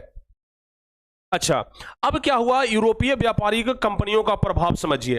होता क्या था प्यारे बच्चों, जरा ध्यान से सुनिएगा। होता क्या था कि जैसे मान लिया जाए कि ये कोई बुनकर है, समझ गए ना, ये प्यारे बच्चों क्या है, बुनकर है, समझ गए, ध्यान से सुनिएगा, ये क्या है जी, बुनकर है, ठीक है। अब ये जो बुनकर था ना, ये कपड़ा बुनता था, और कपड़ा बुन करके ये छोटा व्यापारी को दे देता था। किसको? छोटा व्यापारी को, समझ गए। अब ये छोटा व्यापारी क्या करता था, बड़ा व्यापारी को देता था, छोटा व्यापारी बड़ा व्यापारी को देता था। अब ये बड़ा व्यापारी क्या करता था, ये बड़ा व्यापारी ना विदेशी व्यापारी को अपना सामान देता था, ठीक है, विदेशी व्यापारी को अपना सामान देता। अब जरा इससे क्या हुआ, जरा सोचिए ध्यान से। अगर मान लिया जाए कि बुनकर किसी कपड़ा को 20 रुपया में बनाया, समझ गए, तो छोटा व्यापारी क्या करेगा, छोटा व्यापारी क्या करेगा, सोचेगा कि हम 5 रुपया उस पर फायदा कमा लें, तो ये ना इसी कपड़ा को ना 25 रुपया दाम कर देता था। अब ये 25 रुपया में दे देता था बड़ा व्यापारी को। अब बड़ा व्यापारी भी सोचता था कि 10 रुपया इस पर हम भी कमा लें, तो ये दाम कर देता था 35 रुपया, यानी कि 35 रुपया में विदेशी व्यापारी को देता था। अब विदेशी व्यापारी ले जाता था तो उसको बेचता था 40 रुपया में, 45 रुपया में, 50 रुपया में। मतलब जिस चीज का दाम 20 रुपया होना चाहिए वो चीज का दाम ना मार्केट में 40 रुपया था, समझ गए। जितना बीच में दलाल लगेगा सामान का दाम तो उतना ही ना महंगा हो जाएगा, बताइए हैं सर। हिस्ट्री 3 और 4 चैप्टर में कुछ ऑब्जेक्टिव गलत है। हिस्ट्री 3 और 4 चैप्टर में ऑब्जेक्टिव कुछ गलत है क्या? अगर ऑब्जेक्टिव गलत है पीडीएफ में तो हम उसे देख लेंगे, सुधार देंगे, समझ गए ना, सुधार देंगे प्यारे बच्चों। तीसरा और चौथा नंबर चैप्टर में अगर ऑब्जेक्टिव गलत है तो हम उसे सुधार देंगे, ओके। कोई चिंता मत करिए, सुधार देंगे। अगर आप लोग को गलत लगता है ना तो उसका स्क्रीनशॉट लेकर के भेज दीजिएगा, जो क्वेश्चन गलत है हम लोग ना उसको सुधार देंगे, ठीक है। जो क्वेश्चन गलत लगता है उसे आप लोग स्क्रीनशॉट लेकर के भेज दीजिएगा कि हाँ सर ये वाला ऑब्जेक्टिव क्वेश्चन गलत है, हम क्या करेंगे, उस ऑब्जेक्टिव क्वेश्चन को क्या करेंगे, हम सुधार देंगे, समझ गए। हाँ जी, जो गलत क्वेश्चन लगता है ना प्यारे बच्चों सिर्फ उसी को भेजिएगा। और आपको हम व्हाट्सएप नंबर दे ही दिए हैं कि 6207391011, इस पर 6207391011 ये वाला नंबर है। इस नंबर पर क्या करना है, आपको भेज देना है, इसी नंबर पर क्या करना है, आपको भेजना है। जो क्वेश्चन गलत है ना उसको भेज दीजिएगा, हम सुधार करके पुनः पीडीएफ डाल देंगे, समझ गए। हो सकता है मिस्टेक वाइज लग गया होगा अलग ऑप्शन पर टिक, तो आप लोग ना इस नंबर पर भेज दीजिएगा, हम उसको सुधार कर देंगे, ओके। चलिए, हम आपको क्या बता रहे थे कि जितना ज्यादा दलाल था ना बीच में, सामान का दाम उतना ही ज्यादा महंगा हो रहा था, समझ गए ना। तो इसलिए क्या हुआ कि जो विदेशी व्यापारी था वो सोचा कि काहे ना हम बीच में से 2 दलाल को हटा दें। अगर ये बीच में से हम 2 दलाल हटा देंगे, अगर डायरेक्ट हमारा आदमी जाएगा बुनकर के पास तो सामान हमको सस्ता मिल जाएगा। और जाहिर सी बात है सस्ता मिलता भी, क्योंकि बीच में 2 दलाल था जो बड़का बड़का मुंह फाड़े हुए था, खूब अपना फायदा कमा रहा था, समझ गए ना। तो ये विदेशी व्यापारी सोचा कि काहे ना एकदम हम अपना आदमी फिट कर दें यहां पर जी। तो ये विदेशी व्यापारी ना अपना आदमी फिट कर दिया डायरेक्ट बुनकर के साथ, समझ गए ना। यानी कि डायरेक्ट बुनकर के साथ जाकर के विदेशी व्यापारी का आदमी सेट करेगा मामला, और ये जो आदमी जाता था ना उसको गुमस्ता कहा जाता था। क्या कहा जाता था? गुमस्ता। समझ गए ना, गुमस्ता कहा जाता था। यानी कि अब विदेशी व्यापारी अपना गुमस्ता सेट कर दिया। ये गुमस्ता जाता था बुनकर के पास और डायरेक्ट डील करता था। बीच में से दो छोटका व्यापारी बड़का व्यापारी, मतलब छोटका दलाल और बड़का दलाल दोनों को हटा दिया और डायरेक्ट जाकर के गुमस्ता डील कर लेता था। किससे? बुनकर से। अब जब डायरेक्ट बुनकर से डील करता था तो उसको फायदा मिल जाता था, यानी कि सस्ता में सामान मिल जाता था। समझ रहे हैं बात को? सामान जब सस्ता मिलता था तो मार्केट में ज्यादा बिकता था, सामान महंगा होगा तो मार्केट में कम बिकेगा, सामान सस्ता होगा तो मार्केट में जल्दी बिक जाएगा। तो इसलिए प्यारे बच्चों गुमस्ता क्या करता था? डायरेक्ट डील करता था। लेकिन धीरे धीरे ये गुमस्ता किसानों पर बहुत ज्यादा अत्याचार करने लगा। क्या अत्याचार करने लगा पता है? ये गुमस्ता जब जाता था बुनकर के पास ना तो कहता था कि तुम्हारा क्वालिटी बढ़िया नहीं है, पैसा काट लेंगे। बेचारा दिन जो बुनकर था, गरीब बुनकर, जो किसान लोग के मजदूर लोग जब बेचारा बुनकर के काम करते थे ना, वो दिन रात मेहनत करके कपड़ा तैयार करते थे, और ये गुमस्ता जाता था और थोड़ा बहुत चेक करता था और कहता था कि नहीं नहीं क्वालिटी बढ़िया नहीं है, तुम बढ़िया से नहीं बनाया है, तुम्हारा पैसा आधा काट लेंगे। मतलब बेचारा का आधा पैसा काट लेता था सब बुनकर का। अब बुनकर इनसे ना बहुत ज्यादा परेशान हो गया, गुमस्ता से कहा कि इससे अच्छा है कि हम कपड़ा बुनना ही बंद कर देंगे, हम कपड़ा नहीं बुनेंगे। समझ गए? समझ गए ना बात को? तो ये क्या किए, गुमस्ता बहुत ज्यादा अत्याचार करना शुरू कर दिए। इतना ज्यादा अत्याचार करना शुरू कर दिए ना कि अधिकांश बुनकर जो थे भाग करके अपने कहीं रिश्तेदार, अपने कहीं परिवार के पास चले गए। अधिकांश बुनकर अपने परिवार के पास भाग के चले गए, कोई अपने रिश्तेदार के पास चले गए, और बहुत सारे बुनकर ने तो क्या किया पता है? अपना दोनों अंगूठा काट लिया। दोनों अंगूठा काट लिया। क्यों पता है? क्योंकि कपड़ा बुना जाता था अंगूठा से ही, अंगूठा के माध्यम से ही ना कपड़ा बुनाता था। तो अपना अंगूठे काट लिया, कहा कि ना अंगूठा रहेगा ना हमको गुमस्ता काम करने के लिए कहेगा, और जबरदस्ती काम करवाता था। अगर नहीं करता था ना तो मारता था, पिटता था, बंद कर देता था जेल में। समझ गए ना? तो इसलिए ना गुमस्ता का बात ना मानना पड़े, गुमस्ता से हम बच जाएं, इसलिए लोग अपना अंगूठा काट लेता था। समझ गए? कि अंगूठा काट लेंगे तो फिर कैसे काम करवाएगा। समझ गए ना? तो इतना ज्यादा अत्याचार कर रहा था क्या बुनकरों के ऊपर। तो अब हम लोग इन्हीं के बारे में पढ़ने वाले हैं। चलिए, गुमस्तों की नियुक्ति हुई। क्या हुई? गुमस्तों की नियुक्ति। हम आपको बताया ना, ये अंग्रेज कर्मचारी थे। गुमस्तों क्या थे जी? अंग्रेज कर्मचारी थे। ये बुनकरों से सीधा संबंध बनाते थे। बुनकर को ददनी यानी कि अग्रिम राशि देकर के एक निश्चित समय पर माल यानी कि कपड़ा उठा लेते थे, और गुमस्ता लोग बुनकरों के लिए एडवांस का व्यवस्था तो कर देते थे। समझ गए ना? यानी कि कर्ज की व्यवस्था कर देते थे, लेकिन माल की गुणवत्ता की जांच भी करते थे, और गुणवत्ता की जांच करने के नाम पर पैसा आधा काट लेते थे। समझ गए? आधा से ज्यादा पैसा काट लेते थे, ध्यान रखिएगा। ठीक है? तो नई व्यवस्था बुनकरों पर प्रभाव, यानी कि जो नया व्यवस्था हुआ उससे बुनकरों पर क्या प्रभाव पड़ा? शुरुआत में उत्पादन में तो काफी वृद्धि हुआ। जब बढ़िया बढ़िया से एकदम गुमस्ता जाता था, पैसा देता था, तब तो बढ़िया हुआ, उत्पादन में वृद्धि भी हुआ। लेकिन जब ये गुमस्ता ना बुनकर पर अत्याचार करने लगा, तब क्या हुआ प्यारे बच्चों? बाद में बुनकरों और गुमस्तों में टकराव बढ़ने लगा। गुमस्ता और बुनकर में क्या हुआ? टकराव बढ़ने लगा। ये बुनकर कहता था कि हम काम नहीं करेंगे, गुमस्ता कहता था कि हम जबरदस्ती काम करवाएंगे। समझ गए ना? तो दोनों के बीच में क्या हुआ? टकराव बढ़ना शुरू हो गया। और जब टकराव बढ़ने लगा तो कुछ बुनकरों ने अपने अंगूठे को काट लिया, और धीरे धीरे बुनकरों का पलायन होने लगा। यानी कि बुनकर जो है ना वो अपना गांव शहर छोड़ करके भागने लगे। अब बुनकर के पास क्या था? अपना कोई जमीन तो था नहीं, कहीं पर भी घर बना करके रह लेते थे। तो सोचे कि जगह जमीन है ये नहीं है तो यहां पर रह कर क्या करेंगे, यहां पर और अत्याचार करवाता है, चलो आराम से कहीं बाहर निकल जाते हैं। तो आराम से कहीं पर बाहर निकल जाता था। समझ गए ना? तो ये था प्यारे बच्चों। ये चीज हालांकि आपके किताब में मेंशन नहीं है, हम आपको अपने मन से बता रहे हैं। ठीक है? ध्यान रखिएगा। तो यहां तक सारे बच्चे समझ गए ना? तो यहां तक प्यारे बच्चों आप लोग समझ गए कि किस तरीके से मजदूरों के ऊपर, बुनकरों के ऊपर अत्याचार हो रहा था। समझ गए? किस तरीके से मजदूरों के ऊपर और बुनकरों के ऊपर अत्याचार हो रहा था। तो ये तो मजदूरों का बात खत्म हो गया, मजदूरों का कहानी समाप्त हो गया। अब प्यारे बच्चों हम आपको बताने वाले हैं भारत में औद्योगिक क्रांति के बारे में। ठीक है ना? भारत में औद्योगिकीकरण। यहां तक मजदूरों के बारे में समझ गए ना? भारत में औद्योगिकीकरण यानी कि अब भारत में कब कब फैक्ट्री लगने लगा, इसके बारे में बहुत। औद्योगिकीकरण यानी कि प्यारे बच्चों अब भारत में भी फैक्ट्री लगना शुरू हो गया था। अब भारत में भी फैक्ट्री लगना शुरू हो गया था।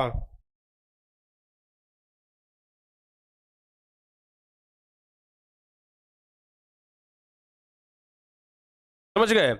भारत में भी ना अब फैक्ट्री लगना शुरू हो गया था। यानी कि भारत में अब धीरे धीरे धीरे धीरे करके औद्योगिक क्रांति अपना पांव पसारने लगा, यानी कि पनपने लगा था। हुआ क्या प्यारे बच्चों कि भारत में सबसे पहली बार, ध्यान रखिएगा, भारत में सबसे पहली बार 1830, कब? 1830-40 के दशक में, पहली बार 1830-40 के दशक में क्या लगभग 6 कंपनी लगा। कितना? 1830-40 में भारत में 6 कंपनी लगा। कितना? मात्र 6 कंपनी। समझ रहे हैं? मतलब 6 को छोटा छोटा फैक्ट्री लगा भारत में। समझ रहे हैं बात को? कब? 1830 और 40 के अगर बात किया जाए तब। समझ गए? देखिए, औद्योगिक क्रांति के बारे में बताए थे कि 1890 ईस्वी तक क्या औद्योगिक क्रांति कहा जाता है, जिसमें 1830-40 में कंपनी भारत में भी लगना शुरू हो गया था। अगर सूती कपड़ा वाले कंपनी की बात किया जाए, प्रथम सूती मिल, प्रथम सूती कपड़ा, प्रथम सूती कपड़ा मिल, ठीक है ना, भारत में इधर कर देते हैं, भारत में, ठीक है, भारत में प्रथम सूती कपड़ा मिल। तो भारत में प्रथम सूती कपड़ा मिल प्यारे बच्चों 1851 ईस्वी में लगा। भारत में सबसे पहली बार सूती कपड़ा का मिल कब लगा? 1851 ईस्वी में लगा। याद रहेगा ना? बताइए जल्दी से, सारे बच्चे कमेंट करिए। भारत में प्रथम सूती कपड़ा का मिल कब लगा? 1851 ईस्वी में। कहां में? तो बंबई में, बंबई में लगा था। समझ गए? भारत में पहली सूती कपड़ा का मिल ना बंबई में लगा 1851 ईस्वी में। याद रहेगा ना? ऑब्जेक्टिव का मोस्ट सवाल है जी, ऑब्जेक्टिव का मोस्ट वीवीआई सवाल है। समझ गए? भारत में सूती कपड़ा का मिल सबसे पहली बार कब लगा था? 1851 ईस्वी में। याद रहेगा? याद रहेगा ना? सबसे पहली बार सूती कपड़ा का मिल 1851 ईस्वी में लगा, जो कि गुजराती और पारसी लोगों ने मिलकर के लगाया। गुजराती लोग ना ऐसे भी बिजनेस में बड़ा आगे रहता है। देखिएगा, गुजराती लोग ना बड़ा बिजनेस करता है जी। अधिकांश बिजनेसमैन गुजराती है होगा। जैसे देख लीजिए ना, जो देश के धनी मानी व्यक्ति हैं, अडानी साहब, अडानी, तो अडानी क्या है बताइए? अडानी गुजराती है। समझ गए ना? तो गुजरातियों लोग ना मतलब बहुत ज्यादा ना क्या करते हैं, गुजराती लोग बहुत ज्यादा व्यापार करते हैं, बिजनेस करते हैं। समझ गए? एक व्यक्ति थे जिनका नाम था काबस जी नानाजी दाभार। एक व्यक्ति थे जिनका नाम था काबस जी, ध्यान रखिएगा, क्या नाम था? काबस जी नानाजी दाभार। समझ गए? इनको प्यारे बच्चों भारत में ना कहा जाता है कि ये बहुत ज्यादा उद्योग लगाए। समझ गए ना? मतलब कि भारत में अगर उद्योग का इतिहास कहा जाए ना तो इनके बदौलत। ये प्यारे बच्चों 1854 में पहला कारखाना निर्मित किए थे। ये 1854 में पहला कारखाना निर्मित किए, पहला कारखाना निर्मित किए। समझ गए ना? कारखाना निर्मित किए पहली बार 1854 में। कौन? काबस जी दादाजी दाभार। समझ में आ रहा है? काबस जी दादाजी दाभार। ये पहली बार 1854 ईस्वी में पहला कारखाना लगाए। और उसके बाद प्यारे बच्चों भारत में उद्योगों का दौर क्या हो गया? शुरू हो गया। समझ गए? उसके बाद भारत में उद्योगों का दौर शुरू हो गया। कैसे दौर शुरू हो गया जरा ध्यान से सुनिएगा। उद्योगों का दौर कैसे शुरू हो गया जरा ध्यान से सुनिएगा, अभी आपको समझ में आ जाएगा।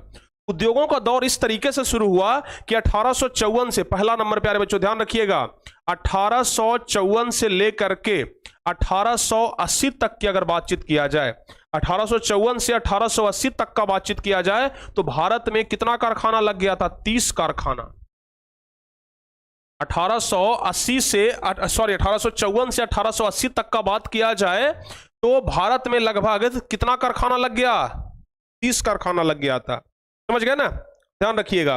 1880 से अगर 1895 की बात किया जाए, अगर 1880 से 1895 का बात किया जाए तो लगभग 39 सूती मिल का कारखाना हो गया था। 40 सूती मिल का कारखाना लग गया था। समझ गए? सोचिए कि कितना तेजी में यहां भारत में कारखाना बढ़ रहा है, कितना तेजी में भारत में औद्योगिक क्रांति अपना पांव पसारा। जरा ध्यान से सुनिएगा। 1895 से लेकर के 1914 तक प्यारे बच्चों, 1895 से लेकर के 1914 तक का अगर बातचीत किया जाए, 1895 से लेकर के 1914 तक का अगर बातचीत किया जाए, 1914 से कुछ याद आ रहा है? गांधी जी भारत 1914 में आए थे। समझ गए ना? गांधी जी भारत कब आए थे? 1914 ईस्वी में ही आए थे। समझ गए ना। तो 1895 से लेकर के 1914 तक ना लगभग 144 कारखाना लग गया था। कितना? 144 कारखाना लग गया था। सोचिए कितना तेजी के साथ कारखाना बढ़ रहा था। समझ रहे बात को? 144 कारखाना प्यारे बच्चों लग गया था। समझ गए ना। सोचिए भारत में कितना तेजी के साथ कारखाना बढ़ा। ये डाटा आप लोग ध्यान रखिएगा, ये डाटा ना आप लोग ध्यान रखिएगा। 1854 से 1880 के बीच में भारत में कुल 30 कारखाना लगा। ठीक है। सबसे पहली बार कारखाना लगाया गया था काबस जी नानाजी दाभार के द्वारा। सबसे पहली बार कारखाना किन के द्वारा लगाया गया? काबास जी नानाजी दाभार के द्वारा 1854 में। और 1854 के बाद तो फिर भारत में कारखाना का दौरे शुरू हो गया। इसलिए काबास जी नानाजी दाभार को कहा जाता है उद्योग का जनक। भारतीय इतिहास में ना उद्योग का जनक कहा जाता है। समझ गए? ये पहली बार उद्योग लगाए थे और उसके बाद तो फिर कारखाना का एकदम दनादन खुलना शुरू हो गया। 1854 से 1880 में 30 कारखाना खुला, फिर 80 से 95 में 39 कारखाना खुल गया, फिर 95 से 1895 तक 39 हुआ ना, फिर 1895 से 1914 तक 144 कारखाना खुल गया। मतलब कारखाना ही कारखाना भारत में लगना शुरू हो गया। समझ रहे हैं बात को? हाँ। अब प्यारे बच्चों ये सब जो कारखाना है ये तो सूती मिल का कारखाना है। किसका? सूती मिल का कारखाना है। अगर बातचीत किया जाए जूट के बारे में, इसके बारे में, जूट के बारे में, जूट के बारे में हम आपको भूगोल में पढ़ाए थे। तो जूट के बारे में अगर बातचीत किया जाए तो 1917 ईस्वी में, जूट के बारे में अगर बातचीत किया जाए तो 1917 में बंगाल के कलकत्ता में प्यारे बच्चों, ठीक है ना, बंगाल के कलकत्ता में पहली बार जूट का कारखाना लगा। समझ गए? पहली बार जूट का कारखाना लगा, पहली बार जूट का कारखाना लगा। समझ रहे बात को? पहली बार जूट का कारखाना लगा कब? 1917 ईस्वी में। आपसे सवाल पूछा जाएगा, मोस्ट वीवीआई सवाल है कि पहली बार जूट का कारखाना कहां लगा और कब लगा? तो 1917 में लगा, बंगाल में लगा, कलकत्ता में। समझ गए ना? 1917 में। हाँ, याद रहेगा? बताइए सारे बच्चे समझ रहे हैं ना? 1917 में पहली बार जूट का कारखाना लगा था। समझ रहे हैं? यहां तक सारे बच्चे समझ गए? हाँ या ना बोलिए। आज वाला प्यारे बच्चों आपको सेशन ना पूरा याद करने के ऊपर ही है। आज वाला जितना याद करेंगे ना उतना ही प्यारे बच्चों आप लोग के लिए कारगर होगा। ये तो पहली बार जूट का कारखाना लगा। लेकिन अगर बातचीत किया जाए प्यारे बच्चों लोहा के फैक्ट्री के बारे में, तो एक ही व्यक्ति का नाम आता है भारत में। एक ही कंपनी है जो भारत में ना लोहा के ऊपर विश्वास मतलब लोग कर लेते हैं। अगर उस कंपनी का लोहा है तो समझिए कि बढ़िया है। बताइए वो कंपनी कौन सा है? जल्दी से बताइए। लोहा का कारखाना भारत में लगा प्यारे बच्चों, और भारत के बिहार में लगा था। सबसे बड़ी बात तो यह है, भारत में बल्कि बिहार में लगा था। और वो कौन सा कंपनी है जिस पर लोहा के मामले में संदेह नहीं किया जा सकता है? और वो कंपनी है प्यारे बच्चों अपना टाटा कंपनी। समझ गए ना? वो कंपनी कौन सा है? अपना टाटा कंपनी। समझ गए? हाँ, टाटा। समझ गए ना? कहा जाता है कि कंपनी में टाटा और जूता में बाटा, चप्पल में बाटा, कंपनी में टाटा और चप्पल में बाटा। ठीक है ना? का कोई जोड़ नहीं है। समझ गए ना? ध्यान रखिएगा। तो 1900 अगर बात किया जाए लोहा का उद्योग का ना, तो 1907 ईस्वी में 1907 ईस्वी में जमशेद जी टाटा के द्वारा, किनके द्वारा प्यारे बच्चों? जमशेद जी टाटा के द्वारा, जमशेद जी टाटा के द्वारा, किनके द्वारा? जमशेद जी टाटा के द्वारा Tata iron and steel company की स्थापना की गई।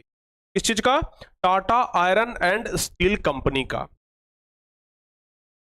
Tata iron and steel company, Tata iron and steel company की स्थापना की गई। Tata iron and steel company की स्थापना की गई, जिसको टाटा टिस्को के नाम से भी जानते हैं। टाटा टिस्को के भी नाम से जानते हैं, ध्यान रखिएगा। ठीक है? Tata iron and steel company, जिसको टाटा टिस्को के भी नाम से हम लोग क्या जानते हैं? जानते हैं। और फिर उसके बाद तो फिर भारत में ना लोहा के भी फैक्ट्री का दौर शुरू हो गया। और भारत में प्यारे बच्चों 1955 तक आते आते 7 स्टील प्लांट लग गया था। 1955 तक आते आते 1955 तक ना कितना स्टील प्लांट लग गया? 7 स्टील प्लांट लग गया। सिर्फ कारखाना के बारे में हमें इस चैप्टर में पढ़ना है, समझ गए ना? इस चैप्टर में ना हमें ज्यादा कुछ नहीं पढ़ना है, सिर्फ कारखाना के बारे में पढ़ना है। और आप लोग देख भी रहे हैं कि सिर्फ कारखाने और फैक्ट्री के बारे में हम आपको बता ही रहे हैं। नाम ही है चैप्टर का औद्योगिक क्रांति, तो सिर्फ फैक्ट्री के बारे में ना पढ़ेंगे। तो 1907 में जमशेदजी टाटा के द्वारा Tata iron and steel company की स्थापना की गई और 1955 तक आते आते 7 स्टील प्लांट लग गया। और वो 7 स्टील प्लांट का नाम चलिए हम आपको लिख करके बता देते हैं। पहला है Indian iron and steel company. Indian iron and steel company पहला कौन है? ध्यान रखिएगा, Indian iron and steel company. Steel company, समझ गए? Indian iron and steel company. ये कंपनी कहां में है पता है? ये कंपनी है प्यारे बच्चों हीरापुर में। कहां में है? हीरापुर में ये कंपनी है। दूसरा स्टील कंपनी कहां लगा बताइए? दूसरा स्टील कंपनी कहां लगा? दूसरा स्टील कंपनी कौन था प्यारे बच्चों? Tata iron and steel company. Tata iron and steel company. लेकिन आज ये कंपनी ना बिहार में नहीं रहा, अब ये झारखंड में चला गया। जब बिहार से झारखंड अलग हुआ ना, तो ये Tata iron and steel company कहां चला गया? झारखंड में चला गया। Tata iron and steel company. Steel company ये कंपनी कहां में था? जमशेदपुर में। कहां में? झारखंड के जमशेदपुर में। लेकिन उस समय बिहार ही हुआ करता था, बाद में झारखंड बना। समझ गए ना? तीसरा प्यारे बच्चों ध्यान रखिएगा, तीसरा कंपनी है Visvesvaraya iron and steel company. Visvesvaraya iron and steel company.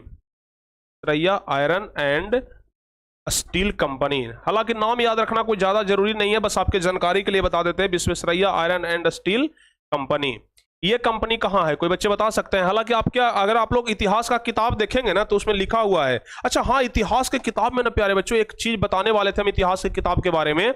ये वाला जो आप लोग किताब देखे हैं ना, यही वाला किताब ना है आप लोगों का? बताइए, यही नहीं इतिहास की दुनिया? यही नहीं इतिहास की दुनिया? पता है ये किताब कितना ज्यादा महत्वपूर्ण है? अगर आप इसका पहला पन्ना ऐसे उल्टेंगे ना, दूसरा पन्ना ऐसे उल्टेंगे ना, तो यहां पर कोने में प्यारे बच्चों एक शब्द लिखा हुआ है रेड कलर से। जरा देखिएगा ध्यान से, आपको यहां पर दिखाई पड़ेगा डॉक्टर रंजीत कुमार सिंह, भारतीय प्रशासनिक सेवा। समझ गए? यानी कि ये जो आपका इतिहास का किताब है ना, ये प्यारे बच्चों एक आईएएस के देखरेख में ना तैयार किया गया है। उस आईएएस का क्या नाम है? डॉक्टर रंजीत कुमार सिंह। अभी भी अगर आप डॉक्टर रंजीत कुमार सिंह से मिलेंगे ना, तो उनका ऑनलाइन कोचिंग भी चलता है, अभी ऑनलाइन क्लास भी चलता है। उस समय ये बीटीबीसी के प्रबंध निदेशक थे, यानी कि भारतीय राज्य पाठ्य पुस्तक निगम जो लिमिटेड है ना, उसका ये प्रबंध निदेशक थे। और उन्हीं के देखरेख में प्यारे बच्चों ये पुस्तक छपाया था। तो सोचिए, एक आईएएस के द्वारा तैयार करवाया गया पुस्तक कितना लेवल का होगा। तो ये आपका पुस्तक कोई छोटा मोटा पुस्तक नहीं है जी, ये बड़ा, मतलब समझ रहे हैं बात को, ये बड़ा हाई फाई पुस्तक है। मतलब अगर इस पुस्तक को अगर अच्छे से पढ़ लेते हैं ना, अगर 10th क्लास आप अच्छे से पढ़ लेते हैं तो आगे बहुत ज्यादा काम आएगा। और इसलिए हम आपको बार बार कहते हैं कि 10th क्लास एकदम बढ़िया से पढ़िए, एकदम अच्छे से पढ़िए। समझ गए ना? हम आज ही प्यारे बच्चों ये किताब देख रहे थे ना, तो उसमें हमें कहा एक देखे, कह रंजीत कुमार सिंह आईएएस, उनके द्वारा लिखा गया पुस्तक, बड़ा हमको अच्छा लगा। समझ गए ना? बड़ा प्यारे बच्चों महत्वपूर्ण पुस्तक है, तो इसलिए ना इसको हल्के में मत लीजिएगा आप लोग। समझ गए? अच्छा, Visvesvaraya iron and steel company ये कहां में है? कर्नाटक में है। समझ गए ना? ये कहां में है? कर्नाटक में है। अब चलिए और भी बात करते हैं। टोटल 7 कंपनी का स्थापना किया गया था। समझ गए? अब प्यारे बच्चों चौथा कंपनी कौन सा है? Rourkela steel plant. Rourkela steel plant, ध्यान रखिएगा, चौथा है राउरकेला स्टील प्लांट।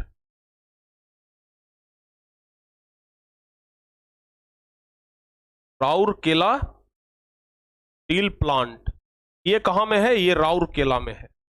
ये कहां में है? राउरकेला में है।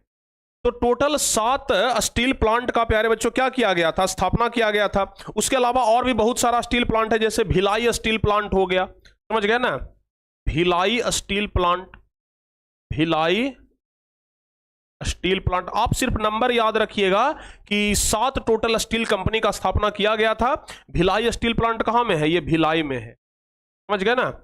उसके बाद छठा प्यारे बच्चों ध्यान रखिएगा, जो छठा है ना, दुर्गापुर स्टील प्लांट है। क्या है? Durgapur steel plant. Durgapur steel plant. ये दुर्गापुर स्टील प्लांट कहां में है? दुर्गापुर स्टील प्लांट, ध्यान रखिएगा, दुर्गापुर जो कि बंगाल में ही पड़ता है, समझ गए ना, ये दुर्गापुर जो कि बंगाल में ही पड़ता है, कोलकाता के बगल में है। उसके बाद प्यारे बच्चों 7वां नंबर ध्यान रखिएगा, बोकारो स्टील प्लांट। बोकारो के बारे में तो सब लोग जानते होंगे ना, बोकारो स्टील प्लांट, समझ गए, बोकारो स्टील प्लांट। ये कहां में है जी? बोकारो में है, बोकारो में है, ठीक है ना। तो ये टोटल 7 स्टील प्लांट का प्यारे बच्चों क्या स्थापना किया गया था, ध्यान रखिएगा, समझ गए ना। ये टोटल 7 स्टील प्लांट का स्थापना किया गया था। तो ये आप लोग समझ गए क्या लोहा के बारे में? लोहा के बारे में हम आपको यहां से बताए, यहां से क्या बताए? लोहा कंपनी के बारे में बताए। ये प्यारे बच्चों ऊपर हम आपको बताए थे जूट कंपनी के बारे में, जूट कंपनी के बारे में बताए थे, ठीक है ना। ये हम आपको जूट कंपनी के बारे में बताए थे। यहां से प्यारे बच्चों हम आपको कारखाना के बारे में बताए थे, ये सब याद रखिएगा। यहां से हम आपको कारखाना में बताए थे, कारखाना के बारे में यहां तक बताए, जूट के बारे में बताए, फिर लोहा कंपनी के बारे में बताए। अब लोहा कंपनी का जो 7 स्टील प्लांट लगा था उसके बारे में बताए। अब चलिए प्यारे बच्चों हम बात करते हैं कोयला कंपनी, भारत में कोयला कंपनी का, कोयला कंपनी, समझ गए ना, भारत में कोयला कंपनी का बात करते हैं। तो कोयला कंपनी, कोयला का जो शुभारंभ हुआ वो 1814 ईस्वी से हुआ था भारत में। भारत में कोयला कंपनी का जो शुभारंभ हुआ, कोयला कंपनी का शुभारंभ, समझ गए, कोयला कंपनी का आरंभ जो हुआ वो भारत में कब हुआ? 1814 ईस्वी में हुआ, 1814 में हुआ था, समझ गए ना। कोयला कंपनी का आरंभ कहां हुआ था? 1814 में। पहली बार प्यारे बच्चों हुआ था रानीगंज में, रानीगंज में। उसके अलावा पश्चिम बंगाल में भी हुआ, पश्चिम बंगाल में भी हुआ, यानी कि इन सब जगहों पर ना कोयला फैक्ट्री लगना शुरू हुआ था पहली बार। पहली बार के हम कुछ भी बता रहे हैं तो वो पहली बार की बता रहे हैं, समझ गए ना। वो क्या बता रहे हैं? पहली बार की प्यारे बच्चों हम आपको बता रहे हैं, समझ गए, ध्यान रखिएगा। और धीरे धीरे कोयला का मांग बढ़ने लगा तो धीरे धीरे कोयला का उत्पादन भी बढ़ने लगा, ये भी आप लोग ध्यान रखिएगा, ठीक है। उसके बाद फिर 1924 आते आते बहुत सारा उद्योग लग गया। 1924 आते आते प्यारे बच्चों टीन उद्योग लग गया, समझ गए ना, टीन उद्योग लग गया, कागज उद्योग लग गया, टीन उद्योग हो गया, कागज उद्योग हो गया। ये सब ना 1924 आते आते ना ये ढेर सारा उद्योग लग गया था, जैसे टीन उद्योग, कागज उद्योग, केमिकल उद्योग, चीनी उद्योग, ये सब लग गया था। टीन हो गया, कागज हो गया, चीनी भी कर लीजिए, चीनी उद्योग हो गया, ये सब ना ध्यान रखिएगा। 1924 आते आते ये सब उद्योग का भी क्या हुआ? स्थापना होने लगा। फिर प्यारे बच्चों 1930 तक आते आते, 1930 तक आते आते सीमेंट उद्योग हो गया, सीसा उद्योग हो गया, ये सब ना 1930 आते आते हो गया था, समझ गए। सीमेंट उद्योग हो गया, ठीक है, सीसा उद्योग हो गया, सीमेंट हो गया, सीसा हो गया, ये सब उद्योग का स्थापना ना सब होना शुरू हो गया था। सारे बच्चे समझ रहे हैं ना बात को, ध्यान रखिएगा। लेकिन जब 1929 से 33 में आर्थिक मंदी आया, आर्थिक मंदी के बारे में बताए थे ना, 1929 से 33 में, ध्यान रखिएगा, 1929 से 33 में प्यारे बच्चों क्या आया था? आर्थिक मंदी। जब आर्थिक मंदी आया ना तो ये सारा का सारा उद्योग क्या हो गया? प्रभावित हो गया। आर्थिक मंदी जब आया तो ये सारा उद्योग प्यारे बच्चों प्रभावित हुआ, मतलब सभी उद्योगों को ना बहुत ज्यादा झटका लगा। लेकिन फिर द्वितीय जब विश्व युद्ध शुरू हुआ तो मांग यहां से बढ़ा कपड़ा वगैरह का, तो फिर जाकर के क्या हुआ? सब कुछ सही हुआ। और बाद में फिर भारत में बैंक का भी स्थापना होना शुरू हो गया, ठीक है, बाद में भारत में बैंकों का स्थापना शुरू हो गया। चलिए अब यहां पर बैंकों का स्थापना बता देते हैं। सबसे लास्ट टॉपिक है बैंकों का स्थापना। जब बैंकों का स्थापना शुरू हुआ ना तब जाकर के भारत का अर्थव्यवस्था सुधरा और भारत तेजी से आगे बढ़ना शुरू हो गया। जैसे आप लोग जो पंजाब नेशनल बैंक देखते हैं ना, पीएनबी, पीएनबी तो क्या बोलते हैं? Punjab national bank, Punjab national bank. तो ये जो आप पंजाब नेशनल बैंक की जो आप देखते हैं पीएनबी जिसको बोलते हैं, पहली बार प्यारे बच्चों 1895 ईस्वी में ये आया, 1895 ईस्वी में ये पहली बार आया था। उसके बाद bank of India, bank of India, BOI जिसको शॉर्टकट में लिखते हैं, बैंक ऑफ इंडिया, क्या? Bank of India. तो ये जो बैंक ऑफ इंडिया है ना पहली बार कब आया था बताइए? अरे बैंक ऑफ इंडिया पहली बार कब आया था? 1906 ईस्वी में आया था, 6 ईस्वी में पहली बार बैंक ऑफ इंडिया आया। उसके बाद प्यारे बच्चों ध्यान रखिएगा इंडियन बैंक, उसके बाद फिर क्या था इंडियन बैंक आईबी। ये जो इंडियन बैंक है ना ये 1907 ईस्वी में आया, समझ गए। इंडियन बैंक ये कब आया? 1907 ईस्वी में आया, समझ गए। ये इंडियन बैंक कब आया? 1907 ईस्वी में आया। उसके बाद फिर आप लोग सेंट्रल बैंक के बारे में जानते होंगे, 1911 ईस्वी में सेंट्रल बैंक आया। सेंट्रल बैंक कब आया? 1911 ईस्वी में कौन आया? सेंट्रल बैंक आया। 1913 में द बैंक ऑफ मैसूर आया। 1913 में the bank of Mysore, the bank of, इसका नाम आप लोग शायद पहली बार सुने होंगे। द बैंक ऑफ मैसूर ये कब आया? 1913 ईस्वी में आया। तो ये सब जब बैंक प्यारे बच्चों भारत में आया ना, तब जाकर के भारत का स्थिति बहुत हद तक क्या हुआ? सुधरा, समझ गए ना। तब जाकर के भारत का स्थिति बहुत हद तक क्या हुआ? सुधर गया। लेकिन औद्योगिकरण के फलस्वरूप औद्योगिकरण का परिणाम क्या निकला पता है? चलिए, सब कुछ खत्म हो गया, भारत में औद्योगिकरण भी हो गया, पूरा बैंक के सबका स्थापना हो गया, लेकिन औद्योगिकरण का परिणाम क्या निकला पता है? सबसे लास्ट में प्यारे बच्चों हम लोग पढ़ लेते हैं औद्योगिकीकरण का परिणाम। औद्योगिकीकरण का परिणाम। अब प्यारे बच्चों परिणाम क्या निकला, रिजल्ट क्या निकला, हम लोग जरा इसके बारे में बात कर लेते हैं। औद्योगिकीकरण का परिणाम क्या निकला, समझ गए? ध्यान रखिएगा। औद्योगिकीकरण का परिणाम यह निकला सबसे पहला कि गांव धीरे धीरे खत्म होने लगा और नगर का विकास शुरू हो गया। पहला क्या हुआ? नगर का विकास शुरू हो गया, समझ रहे हैं बात को? नगर का विकास क्या हो गया? शुरू हो गया। दूसरा प्यारे बच्चों परिणाम यह निकला कि कुटीर उद्योग धीरे धीरे बंद हो गया, क्योंकि जब बड़ा बड़ा फैक्ट्री खुलने लगा तो फिर घरेलू उद्योग क्या चलेगा, समझ गए ना। तो कुटीर उद्योग क्या हो गया? कुटीर उद्योग का पतन शुरू हो गया। कुटीर उद्योग का पतन शुरू हो गया। ये प्यारे बच्चों औद्योगिकीकरण का परिणाम है। तीसरा परिणाम क्या निकला? साम्राज्यवाद का विकास हुआ, यानी कि धीरे धीरे करके साम्राज्य बढ़ने लगा, यानी कि साम्राज्यवाद का विस्तार हुआ। साम्राज्यवाद का विस्तार हुआ, समझ गए ना। साम्राज्यवाद का क्या हुआ? विस्तार हुआ। उसके बाद अगर चौथा परिणाम के बारे में बातचीत किया जाए तो वर्ग विभाजन हुआ। क्या हुआ प्यारे बच्चों? वर्ग विभाजन।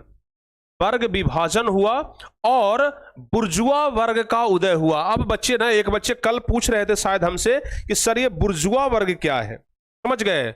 जब समाज का विभाजन हुआ ना प्यारे बच्चों, तो समाज 3 भागों में बंटा था। ध्यान से सुनिएगा, जब समाज का विभाजन हुआ तो समाज 3 भागों में बंटा था। एक तो पूंजीपति वर्ग में बंट गया था, एक तो पूंजीपति वर्ग था। जब समाज का विभाजन हुआ ना तो समाज 3 वर्गों में बंटा। एक तो पूंजीपति वर्ग हो गया, दूसरा प्यारे बच्चों मध्यम वर्ग, और इसी मध्यम वर्ग को कहा जाता है बुर्जुआ वर्ग। क्या कहा जाता है? बुर्जुआ वर्ग कहा जाता है, समझ गए। और एक सबसे लास्ट में हो गया मजदूर वर्ग। क्या हो गया? एक सबसे लास्ट में हो गया मजदूर वर्ग। तो ये 3 वर्ग में क्या बंट गया था? समाज पूरा बंट गया था। ये औद्योगिकीकरण का ही परिणाम था कि समाज हमारा 3 वर्ग में बंट गया। और फिर यही मध्यम वर्ग जो था वो देश की आजादी में अहम योगदान निभाया था, समझ गए ना। यही प्यारे बच्चों मध्यम वर्ग यानी कि बुर्जुआ वर्ग देश की आजादी में ना अहम योगदान क्या किया था? निभाया था, समझ गए। उसके अलावा और परिणाम क्या निकला? और परिणाम यह निकला कि फैक्ट्री मजदूर का संख्या बढ़ने लगा, यानी कि फैक्ट्री मजदूर वर्ग, एक अलग वर्ग का, मजदूर में भी एक अलग मजदूर का वर्ग बन गया जिसका नाम है फैक्ट्री मजदूर वर्ग। फैक्ट्री मजदूर वर्ग का उदय। फैक्ट्री मजदूर वर्ग का उदय, यानी कि फैक्ट्री मजदूर वर्ग का उदय होना शुरू। और परिणाम क्या निकला पता है? परिणाम निकला कि स्लम पद्धति का उदय हुआ। स्लम पद्धति, क्या? स्लम पद्धति का उदय। अब ये स्लम पद्धति क्या है प्यारे बच्चों? ध्यान से सुनिएगा। ये स्लम पद्धति क्या है? अच्छा, कितने बच्चे जो स्लम पद्धति जानते हैं? मजदूर जो होते थे ना, वो जब कमाने के लिए जाते थे ना, तो बहुत छोटे छोटे घरों में रहते थे। इतने छोटे घरों में रहते थे कि जहां किसी भी तरह का कोई सुविधा उपलब्ध नहीं था, वैसे घर को ही स्लम कहा जाता था, समझ गए। वैसे ही घर को ना स्लम कहा जाता था। स्लम, जैसे आप लोगों को हम प्यारे बच्चों दिखाते हैं स्लम का फोटो एक, समझ गए ना। स्लम, स्लम हाउस, अगर स्लम का घर दिखाएंगे, इतना छोटा छोटा स्लम का घर होता है ना, क्या आप उम्मीद कल्पना नहीं कर सकते हैं, समझ गए ना, इतना छोटा छोटा, मतलब कम जगह में ना बहुत ज्यादा लोग घर बना करके रहते हैं, उसे ही स्लम पद्धति कहा जाता है। जैसे शायद आप यहां देख सकते होंगे, इस घर में से दिखाई पड़ रहा है, आप लोग देख सकते होंगे स्लम पद्धति। हाँ देखिए, ये है प्यारे बच्चों स्लम पद्धति। ये तो कुछ ठीक भी है जी, ज्यादा खराब स्थिति रहता था स्लम। हाँ ये देखिए, ये है प्यारे बच्चों स्लम, असली जो स्लम है ना, असली जो आप स्लम देख रहे हैं ना, यही है। मतलब ऐसा घर बना करके रहना जहां पर किसी तरह का कोई सुविधा उपलब्ध ना हो, बस ऐसे ही करकट है सबका ना, एल्वेस्टर जो होता है उसका घर दे दिया और उसी तरीके से किसी तरीके से रह लिए। मतलब एक ऐसा घर जिसमें कोई सुविधा ना हो, उसे ही हम लोग स्लम कहते हैं, समझ गए ना। मुंबई में अगर जाइएगा ना तो आपको स्लम बहुत ज्यादा मिलेगा। स्लम इसका जीता जागता उदाहरण ना मुंबई है। मुंबई में जाइए, स्लम पद्धति, अभी भी इस प्रकार का घर आपको बहुत मिल जाएगा। कहा जाता है कि मुंबई को ना सपनों का नगर कहा जाता है, लेकिन वहां जाइएगा तो स्लम में बहुत ढेर सारा मिलेगा अभी भी, समझ गए। तो ये सब प्यारे बच्चों क्या हुआ, कारण था। ये सब क्या हुआ, औद्योगिकीकरण का परिणाम। तो अगर आपसे पूछा जाएगा कि औद्योगिकीकरण का क्या परिणाम हुआ, तो आपको यही सब बताना है। यह है औद्योगिकीकरण का परिणाम। समझ में आया, सारे बच्चे समझ गए ना। तो इसी चीज को हम प्यारे बच्चों यहां पर सब कुछ लिख भी दिए हैं, समझ गए। देखिए हम यहां पर टाइप भी करके लिख दिए हैं कि मिल इतना लग गया, 1880 से 1895 तक 39 मिल लग गया, ये सब कुछ बता दिए हैं। भारतीय उद्यमी में नाम आता है जमशेद जी भोएगा, जिन्होंने जहाज का विशाल क्या बिजनेस किया था। उसके बाद द्वारकानाथ टैगोर का, जिन्होंने 6 संयुक्त कंपनियां एक साथ खोली थी, इनके बारे में हम आपको बताए भी, द्वारकानाथ टैगोर के बारे में, मजदूरों की उपलब्धता के बारे में, सब कुछ तो हम आपको बता ही दिया। अभी ये चैप्टर प्यारे बच्चों लगभग खत्म हो गया, ठीक है ना। देखिए भारत में औद्योगिकीकरण का प्रभाव हम आपको बता ही दिए। भारत में औद्योगिकीकरण का प्रभाव या परिणाम, औद्योगिकीकरण का प्रभाव या परिणाम बता दिए ना, कि उद्योगों का विकास हुआ, नगरों का विकास हुआ, कुटीर उद्योगों लगभग खत्म हो गया, कृषि उद्योग का संतुलन बिगड़ गया, सामाजिक विभाजन हो गया, समाज कितने भागों में बंट गया था, 3 भागों में बंट गया था। स्लम पद्धति का उदय हुआ, छोटे छोटे नगरों में ज्यादा लोग रहने लगे, तो स्लम पद्धति का उदय हुआ। तो इस प्रकार से करके प्यारे बच्चों श्रमिक आंदोलन भी शुरू हुआ, कुछ कानून भी बने, समझ गए ना, कुछ कानून भी बने कि बाल श्रम को रोका जाना चाहिए, गर्भवती महिलाओं को काम नहीं लेना है, समय समय पर मजदूरी बढ़ाना और न्यूनतम मजदूरी, ये सब ना औद्योगिकीकरण का ही परिणाम है। ये सब औद्योगिकीकरण का ही क्या है, परिणाम है, समझ गए। तो औद्योगिकीकरण चैप्टर तो पूरा आप लोग कंप्लीट कर लिए, पूरा आप लोग पढ़ लिए, समझ गए। अरे भाई अब रहने क्या देंगे, अब चैप्टर ही आपका खत्म हो गया, समझ गए प्यारे बच्चों, चैप्टर ही आपका खत्म हो गया। आज वाला चैप्टर थोड़ा सा कॉम्प्लिकेटेड था, इसलिए क्योंकि प्यारे बच्चों ना आज बहुत ज्यादा ईस्वी सन आप लोगों को याद करना पड़ गया, समझ गए ना। आज आप लोगों को बहुत ज्यादा ईस्वी सन याद करना पड़ा, बहुत ज्यादा ईस्वी सन याद करना पड़ा, समझ गए। हाँ यहां से हम आपको बताना शुरू किए आज मुख्य रूप से, कहां से, यहां से। भारत में औद्योगिकीकरण जब बताना शुरू किए तो यहां से बताना शुरू किए। इसको ना हम पैनल पीडीएफ देंगे तो इसको आप लोग ना रिवाइज कर लीजिएगा जरा, ठीक है, रिवाइज कर लीजिएगा। थोड़ा सा आज का टॉपिक कॉम्प्लिकेटेड था, ठीक है ना। हाँ आज का टॉपिक थोड़ा सा कॉम्प्लिकेटेड था, थोड़ा सा याद करने वाला चीज ज्यादा था, तो इसलिए थोड़ा सा आपको हो सकता है कि आज का टॉपिक हार्ड लगे, लेकिन ऑब्जेक्टिव क्वेश्चन यहीं से ज्यादा पूछेगा। जो चीज हार्ड लगता है ना वहीं से क्वेश्चन ज्यादा पूछा जाता है, तो औद्योगिकीकरण से क्वेश्चन बहुत ज्यादा पूछेगा, ये बात आप लोग ध्यान रखिएगा। तो यहां से प्यारे बच्चों आप लोग जरूर सब कुछ याद कर लीजिएगा। ये 7वां स्टील प्लांट बता दिए, कोयला कंपनी बता दिए, जूट कंपनी, चीनी यानी कि बैंक के बारे में बता दिए कि कौन से बैंक का स्थापना किस वर्ष हुआ। उसके बाद औद्योगिकीकरण का परिणाम लास्ट में बता दिया। आपका ये चैप्टर क्या हो गया, समाप्त हो गया, समझ गए। तो इतिहास का 5वां नंबर चैप्टर भी प्यारे बच्चों समाप्त हो गया। अब इतिहास में मात्र 3 चैप्टर और बचा है। इतिहास में ना कितना चैप्टर और बचा है जी, इतिहास में प्यारे बच्चों 3 चैप्टर और बचा है, जिसमें कि 2 चैप्टर ही मुख्य है। 8वां नंबर चैप्टर में ज्यादा सवाल नहीं है, हालांकि तीनों चैप्टर हम आपको पढ़ा देंगे, समझ गए। 3 चैप्टर बस और बचा है, लगभग 5 चैप्टर आपका समाप्त हो गया। तो चलिए प्यारे बच्चों बताइए ये चैप्टर आपको कैसा लगा। आज वाला टॉपिक कॉम्प्लिकेटेड है, हम बार बार बोल रहे हैं, आप लोग को याद कर लेना है, दोबारा वीडियो को देख लेना, तिबारा देख लेना है, लेकिन आज के इस टॉपिक को कंप्लीट कर लेना है, समझ गए ना। दोबारा तिबारा चौबारा जे बार देखना पड़े, लेकिन आज के इस टॉपिक को देख लीजिएगा, क्योंकि सबसे ज्यादा ऑब्जेक्टिव क्वेश्चन यहीं से पूछा जाएगा। सबसे ज्यादा ऑब्जेक्टिव क्वेश्चन ना आपका यहीं से पूछा जाएगा, आप लोग इस बात को ध्यान रखिएगा। सबसे ज्यादा ऑब्जेक्टिव क्वेश्चन याद रहेगा ना, याद रख लीजिएगा, रखना पड़ेगा प्यारे बच्चों, ठीक है। तो चलिए कमेंट करके आप लोग जरूर बताइएगा कि आज का ये क्लास आपको कैसा लगा। कमेंट करके आप लोग जरूर बताइएगा कि आज का ये क्लास आप लोगों को कैसा लगा। जो बच्चे शुरू से लेकर के अंत तक टिक करके देखते रहे वे लोग जरूर कुछ सीखे होंगे और उन्हें अच्छा लगा होगा। समझ गए ना। बाकी प्यारे बच्चों कल के लिए आप लोग तैयार रहिए, कल एकदम सुपर डुपर हिट प्यारे बच्चों ऑब्जेक्टिव क्वेश्चन करवाएंगे इसी चैप्टर का, काफी ज्यादा ऑब्जेक्टिव क्वेश्चन करवाएंगे, जितने भी सारा ऑब्जेक्टिव क्वेश्चन है ना सब हम आपको करवा देंगे कल के क्लास में। तो कल के लिए आप लोग तैयार रहिए, ठीक है। मिलते हैं प्यारे बच्चों हमसे अगली क्लास में। ये वाला चैप्टर आपका समाप्त हो चुका है, कल इसका ऑब्जेक्टिव टेस्ट लेंगे हम, भयानक टेस्ट होगा, इस बात को ध्यान रखिएगा, ठीक है। तो चलिए आज के इस क्लास को यहीं पे समाप्त करते हैं, मिलते हैं हम आपसे अगली क्लास में, तब तक के लिए जय हिंद, धन्यवाद।